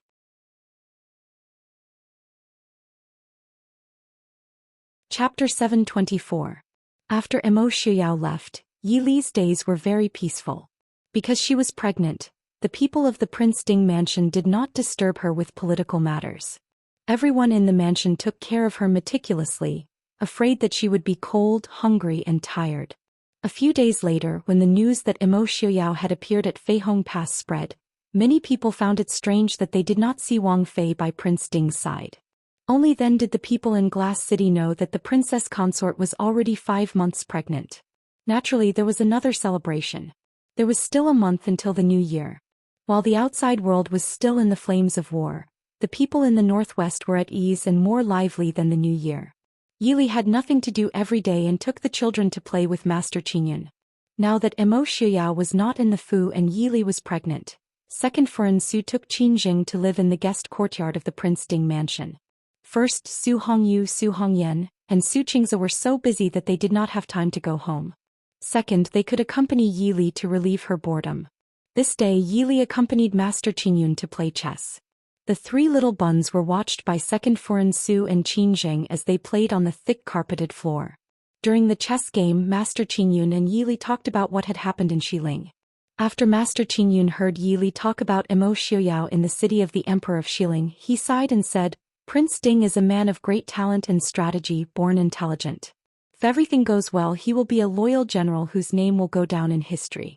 When this old man saw him in his youth, I felt that this boy's aura was threatening. He was even more powerful than Prince Ding Shizhi at the time. This kind of person can calm the world, move but can also make the world complicated. Can be said that his movements are like thunder, and his emotions can control the world. Unfortunately, the emperor was young and rash and could not tolerate the Prince Ding mansion and thus made a big mistake. But he didn't know that Prince Ding was such a person. If he couldn't kill him in one go, he would be digging his own grave. Yili put down a chess piece, looked at Mr. Qingyun and asked, "Grandpa, did you expect this to happen?" Mr. Qingyun shook his head and said, "Prince Ding's injuries were too severe. Even I couldn't predict that he would recover. However, even if Prince Ding couldn't recover, he probably couldn't avoid a life and death struggle with the emperor in the end. It's just that, 6 years ago when this old man first came to the northwest and met Prince Ding, I discovered that he was very different from when he was young." Yili smiled faintly and said, "Many people have said that his temperament now is indeed very different from when he was young." Mr. Qingyun shook his head and said, "It's not just his temperament, but the murderous intent between his eyebrows. Although the Prince Ding mansion has produced many famous generals, they are not truly bloodthirsty people. But when this old man saw Prince Ding again, there was a murderous intent between his eyebrows. Occasionally there would be a flash of blood in his eyes. It was clearly a sign of a strong murderous intent. After you went to the West Hill, this old man also divined Prince Ding's fortune in my spare time. The divination also showed a murderous intent. This result is not surprising." Yili said somewhat shamefully, "It's all because Li Er was careless." Mr. Qingyun waved his hand and said, "Grandpa is not such a pedantic person. The so-called divination is just another reference. Moreover, a person like Prince Ding, once he has made up his mind, how can he be trapped by a mere divination? Our generations of the Su family have cultivated their nature. In the early years, the Su family's hands were stained with a lot of blood. It's just that killing too much will damage one's nature. Grandpa is only worried that Prince Ding will fall into a demonic trap and lose his lifespan in vain." Yili nodded, "Thank you for your concern, Grandpa. Li Er will properly persuade Xiuyao." Mr. Qingyun put down the chess piece and looked at Yili with a smile. Although Li Er also has a murderous intent, her nature is upright and gentle. He's just right for Prince Ding. In this world only you can persuade him. Li Er has much better foresight than your mother." Speaking of his daughter who died early, Mr. Qingyun was somewhat sad. His only daughter was good at everything, but her foresight was somewhat lacking. Her temperament was also not as strong as his granddaughter's. That year, if he had known that this would happen, he would not have cared about his daughter's feelings and betrothed her to someone else. Perhaps she would still be alive now. However, if that was the case, he was afraid that there would not be this granddaughter who could make people sigh in admiration and be proud of her. Seeing that Mr. Qingyun was not in the mood to play chess, Yili also put down the chess piece and said with a smile, "Grandpa, why are you talking about this? Do you miss Mother?" Mr. Qingyun looked at her and hesitated for a moment before saying, "Originally, your eldest uncle wanted to personally tell you this matter. However, he is very busy right now. This old man has nothing to do, so I'll tell you about it. Your father came to Glass City." Father. Yili had a moment of realization. The first thing she thought of was indeed her predecessor's father. Although his appearance was harsh, his heart was very loving and filial to his wife and daughter. For a moment, many figures that she thought she had long forgotten appeared in her mind. Even after so many years, many vivid figures did not seem to have lost their original colors. Seeing that her complexion was not good, Mr. Qingyun's eyes flashed with a trace of worry. Li-er? Yi returned to her senses and shook her head with a faint smile. Li-er is fine. I've made Grandpa worry. Father. Why did Father and the others come to Glass City? No wonder Yi couldn't remember Yi Wenhua for a moment. When Madame Su was still alive, Yi was often raised in the Su family. She didn't have deep feelings for this father who always made her mother sad. After she regained the memories of her previous life, she began to compare her father and Yi Wenhua's actions in both her previous and current lives. The little bit of admiration she had for her father gradually faded away. After Yi Wenhua brought old Madame Yi and the others back to their hometown, Yi gradually got used to only remembering her father in her previous life. Gradually she threw this father to the back of her mind. Mr. Qingyun smiled faintly. The Yi family is located in a remote place in the southwest. The Shilling army came from there first. Let's not talk about your father's character. However, he is more knowledgeable than ordinary people. She left early with her family, old and young. Now it has been more than a month since they arrived in the northwest. Your eldest brother's intention is to settle them down. There's no need to inform you. However, he is still your father. Moreover, even if we settle him down, he may not be willing to stay in the city obediently. If he says anything outside, it will also affect your and Prince Ding's reputation. It's fine that he didn't know you were coming back a few days ago. These days, when he heard that you were coming back, he has already come to see you twice. Previously, Qingzi said that you were tired and stopped him. If you don't see them, I'm afraid they will make a fuss. Yi frowned slightly and thought for a moment before smiling faintly. It's not a big matter. Li-er understands. I'll go see them later. Qin Zheng, who was playing with a few little buns, raised her head and said, Li-er, that Minister Yi? Master Yi is fine. But that old Madame Yi and that Yi Rong, you must not be polite to them. Yi raised her eyebrows and smiled. What? Qin'er has seen them? Qin Zheng nodded and said, Isn't that so? That Yi Rong is already in his teens this year. He is spoiled by Madame Yi and Madame Yi. He just stayed in Li City for less than a month and dared to fight with old General Yuan's grandson. If that's the case, it's fine. However, when he couldn't win, he still shouted that his sister is the princess. Old General Yuan's family is also very sensible. That's why they didn't spread this matter. Even the lowly people who were present at the time were warned. I'm afraid that someone will come over and tell our family. And that old Madame Yi, she is already so old and yet she still goes around making friends with those madams in the city. She uses your identity to show off to them. Qin Zheng had been following second Madame Su for the past few years. Her temper was also much better than when she was in the boudoir. When she spoke of the Yi family, she was not polite. It was obvious that she did not have a good impression of the Yi family.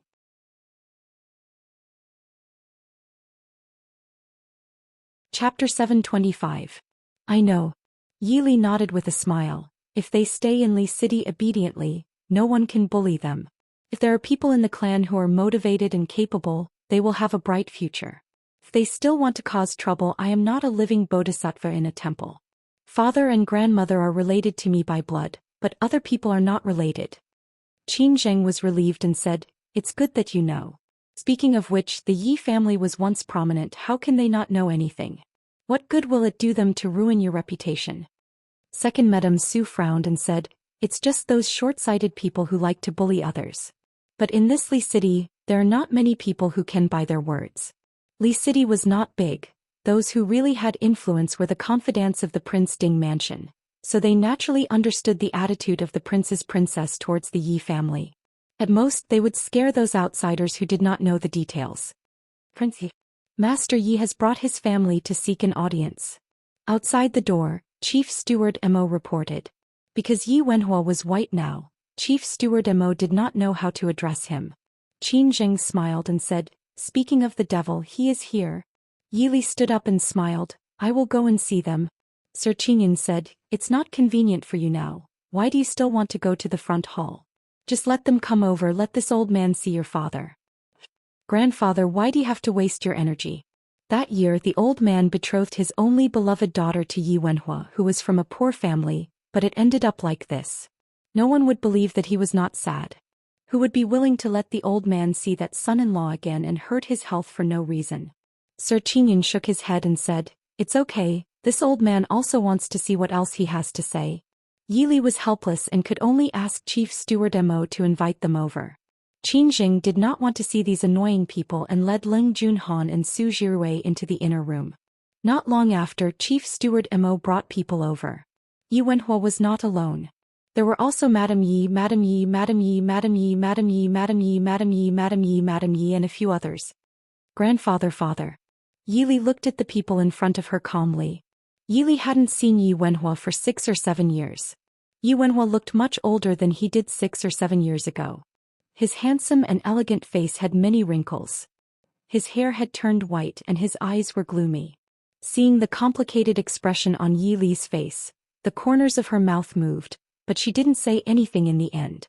Compared to Yi Wenhua, old Madame Yi and Madame Yi were much better. Old Madame Yi was almost 70 years old, but she still looked the same as a few years ago. She was dressed elegantly as if she was still the old madam who lived a comfortable life in the minister's mansion.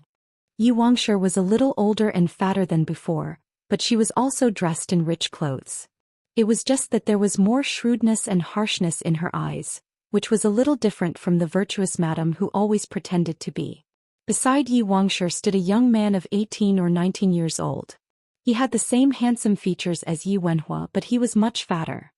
His eyes were dull and he didn't have the quiet and dignified look of a scholar. Just like the ignorant rich young masters that Yi Li saw in some useless TV series in her previous life, Yi Li was really curious how Madame Yi raised Yi Rong, who was a little domineering but at least had some good looks, into such a fat and stupid person.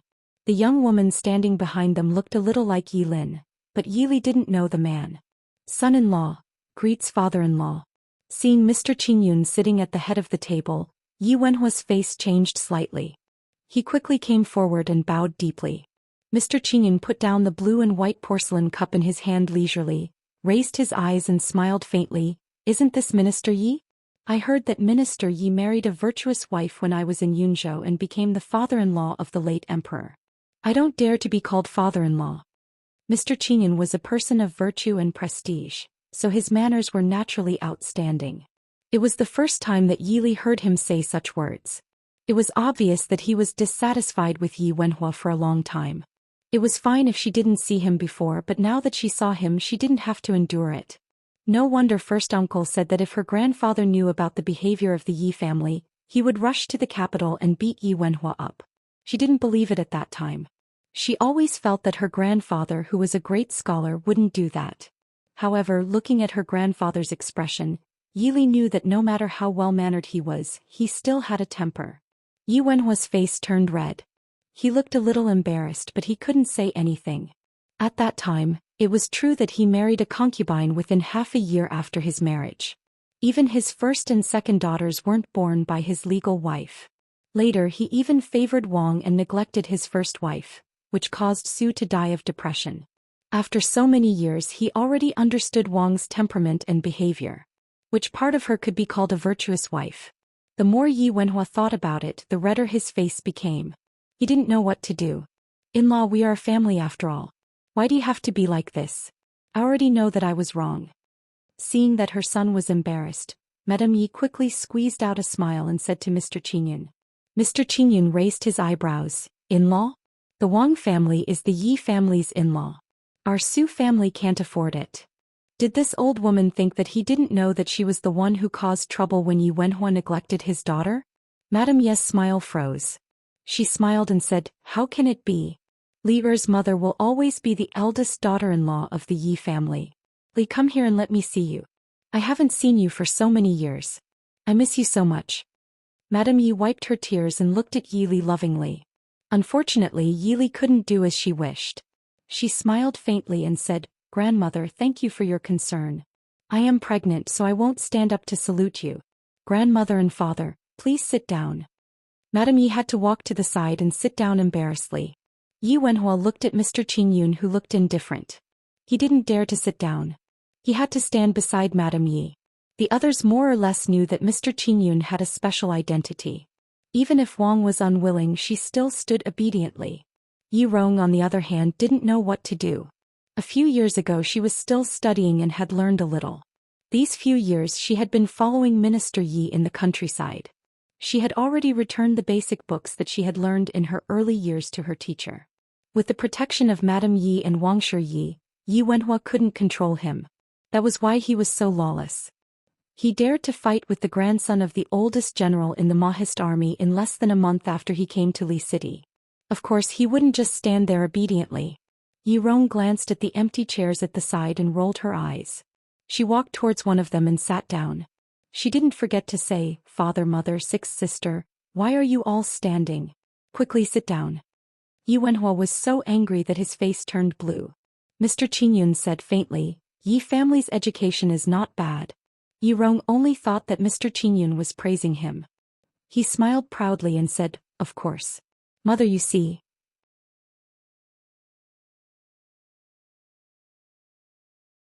Chapter 726. Bastard. Get up right now. Yi Wenhua was so angry that he was trembling. He had never been so embarrassed in his life. Even when Su Hongyan told him that he didn't teach his daughter well, he didn't feel so embarrassed. Yi Rong was taken aback. She immediately said, "Why can't I sit? Isn't this third sister's house? We have been waiting here for so long. I can't get up." You. Yi Wenhua pointed at Yi Rong and trembled. It seemed that he was going to fall down at any time. Yi Li smiled faintly and said, "Well, since you are tired, sit down. Father, Mrs. Wang, sixth sister, and this young man, sit down too." Yi Wenhua looked at Mr. Qingyun. Mr. Qingyun snorted and said, "Sit down." Then he carefully sat down beside Madame Yi. Mrs. Wang looked at her son and walked to Yi Rong and sat down beside him. Yi Lin carefully pulled the young man and sat down at the end of the table. Madame Su, who was drinking tea, frowned slightly and didn't say anything. Although the Su family was not strict with etiquette, the rules had been engraved in their bones. In Madame Su's eyes, the Yi family's way of sitting was extremely rude. "Mother, who are they? Why don't they salute you in Taigong?" Mo Xiaobao, who was lying beside Yi Li's legs, blinked his big black eyes and asked in a clear voice. Yi Li gently stroked her son's head and smiled. "This is your great-grandmother and this is your grandfather. Jin, go and greet them." Mo Xiaobao looked at Yi Wenhua and Madame Yi. Finally, he stood up and walked to them and said, "Great-grandmother, grandfather." At first, Madame Yi stretched out her hand with a kind smile. She thought that Mo Xiaobao was going to kneel down and greet him and wanted to help him up to show her kindness. However, Mo Xiaobao just stood in front of them and greeted them indifferently. His action of stretching out his hand and bending down was a little funny and awkward. Yi Wenhua didn't care. He stared at the handsome boy who was 6 or 7 years old in front of him. He looked a little like his wife. He couldn't help but want to reach out and touch his little head. Good boy, are you Yu Qin?" Mo Xiaobao took half a step back and curiously looked at his grandfather who was staring at him. He said seriously, "Grandfather, you can't touch my head." Yi Wenhua was stunned and couldn't help but ask, "Why?" Mo Xiaobao said seriously, "A man's head and a woman's waist. We can only look but not touch." He then turned and ran back to Mr. Qingyun's side. Mr. Qingyun lovingly held his great-grandson in his arms. He smiled and rubbed his little head, saying, "You can only look but not touch? Who taught you all this nonsense?" "Han Mingxi." Mo Xiaobao sold Han Mingxi out without any hesitation, completely oblivious to the fact that Han Mingxi had contributed so many delicious and fun things to him. Mo Xiaobao laid on Mr. Qingyun's legs and curiously looked at the strange people in front of him. He didn't like his great-grandmother at all. His grandfather wasn't as good-looking as his first and second granduncle. That fatty, was he also his uncle? He was really too ugly. Mo Xiaobao covered his eyes and hid in Mr. Qingyun's arms. He didn't want to look at the fatty who was foolishly touching here and there. In Han Mingxi's words, that action and expression were too wretched. It hurt his eyes to look at it too much. Mo Xiaobao, who had high standards for aesthetics since he was young, expressed that this wretched fatty really challenged the bottom line of his aesthetics. He was even uglier than the beggars under the bridge in the north of the city. He definitely couldn't admit that he was his uncle. "Greetings to first sir, greetings to second sir. Greetings to first sir, second sir." A maid's clear greeting came from outside the door. Yili, on the other hand, was overjoyed. It turned out that Big Brother had returned. Su Hongyu and Su Hongyan came in with Su Qingchen and Su Qingze. Uncle? Emo Xiaobao's eyes lit up. He got down from Mr. Qingyun's arms and happily rushed to Su Qingchen, who came in behind. Uncle Yuchen missed you so much. Su Qingchen smiled faintly. He leaned over and picked him up. Do you really miss Uncle so much? Emo Xiaobao's eyes were brighter. Looking at Su Qingchen, who had already passed by, he was still handsome as if untainted by the mortal world. He nodded again and again. He just met a wretched and ugly man. He urgently needed Uncle's handsome face to comfort his crumbling aesthetics. Yuchen likes Uncle the most. So, Uncle is the real handsome man. Father is simply weak. I really want to touch it. Emo Xiaobao secretly drooled. So Han Mingxi is still better. He can touch it casually. Uncle is too powerful. He can only look. Looking at her son's big eyes flashing with the brilliance that Han Mingxi sometimes can't compare to, Yili couldn't help but cover her face. Qiuyao was right. She really shouldn't let Emo Xiaobao meet Han Mingxi so often. Yili forgot that Emo Xiaobao was naturally lustful. He was close to Han Mingxi because of his good looks. He didn't start liking beauty after being close to Han Mingxi. The unlucky Mr. Feng Yu was also shot while lying down.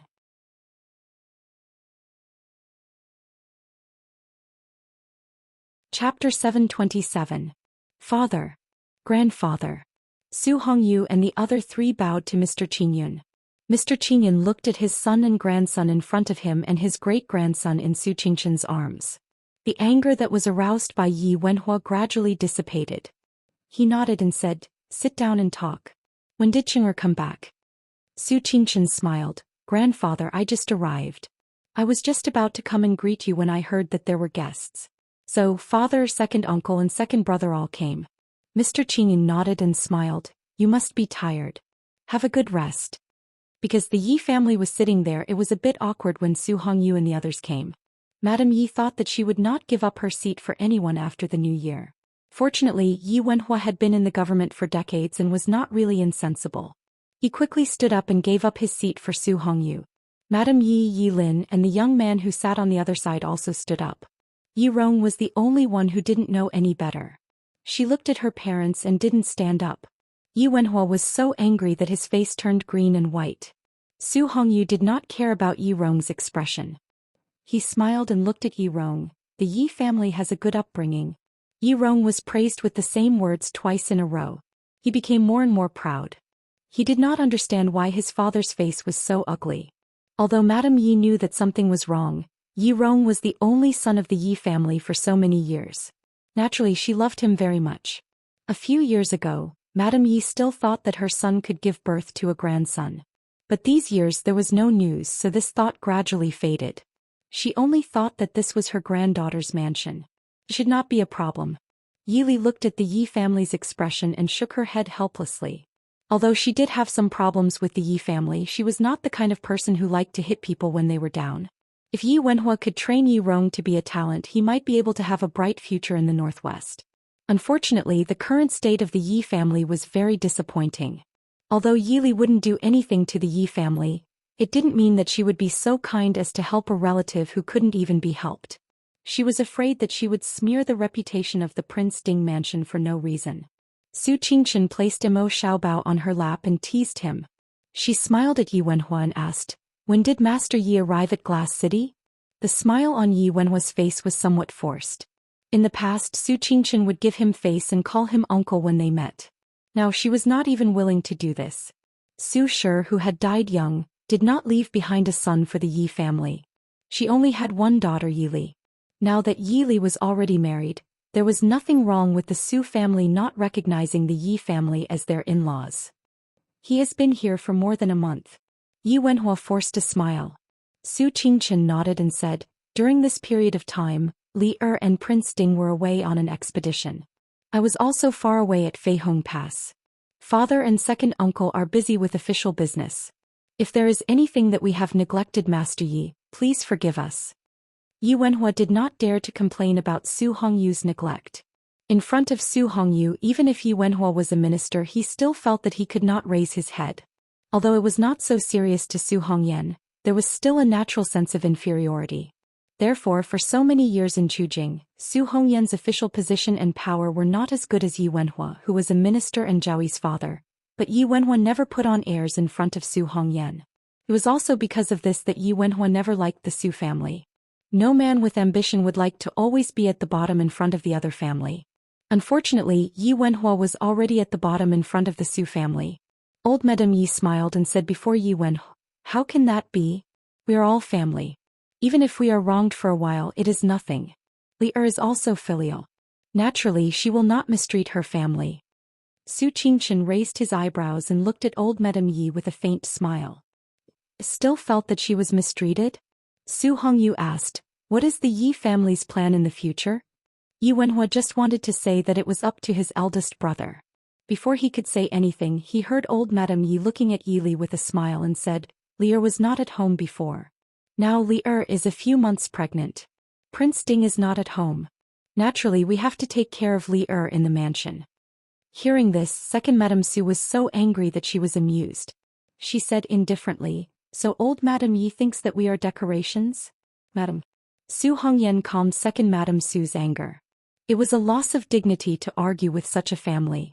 Second Madame Su was also angered by old Madame Ye's shamelessness. After being reminded by her husband, she naturally suppressed her anger. She glanced at old Madame Yi with disdain and did not say anything. If Li Er's mother was still alive, it would be right for her to live in the mansion to take care of her daughter. However, only old Madame Yi had the nerve to say that to bring a concubine to live in the mansion of the legitimate daughter. In fact, old Madame Yi also knew that what she said was improper. However, her life experience could be said to be ups and downs. That year she was a widow with a son in a remote place in Dechu State. Later her son became a jinshi and was recruited as a son-in-law by the Su family. Suddenly she became the most distant and noble family in Dechu State. Later she became the old madam of the minister's mansion. Of the several granddaughters, one became an imperial concubine and the other two became princesses. Later Yi Wenhua was demoted to a commoner by the emperor. They returned to their hometown. Although they had some money and lived well compared to the life in Dechu, it was like heaven and earth was turned upside down. How could old Madame Yi accept this? Now that they were in Li City, although she had the identity of Princess Ding's grandmother, many of the noble ladies in Li City did not think much of her. Looking at the two madams of the Su family, even the young second madam of the Su family was one of the most sought-after people in Li City. Wasn't all of this because of Yi Li Princess Ding? This also strengthened old Madame Ye's idea of living in the mansion. Although Yi Wangshi did not say anything, looking at her expression, one could tell that what old Madame Yi said was also what she was thinking. In this hall, other than the few members of the Yi family, which one of them was not a smart person. Naturally, they could see through their thoughts clearly and disdained this family's behavior even more.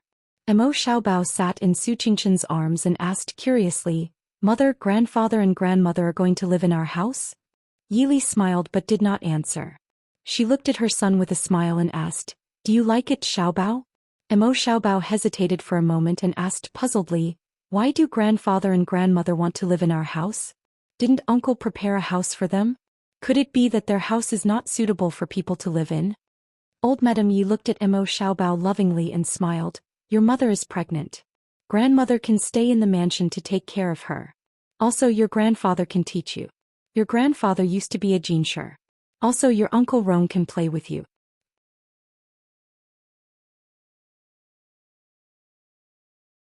Chapter 728. Mo Xiaobao pouted and buried his face in Su Qingchen's arms. "I don't want to play with such an ugly person. It's okay if he's ugly, but he's so stupid." He didn't even notice the sarcasm in his uncle's words. "I'd rather play with my uncle and Han Mingxi." "What's a jinshi? Is it very powerful?" Mo Xiaobao blinked and asked. Su Qingchen smiled faintly and said, "Your grandpa, granduncle and uncles have all been jinshi.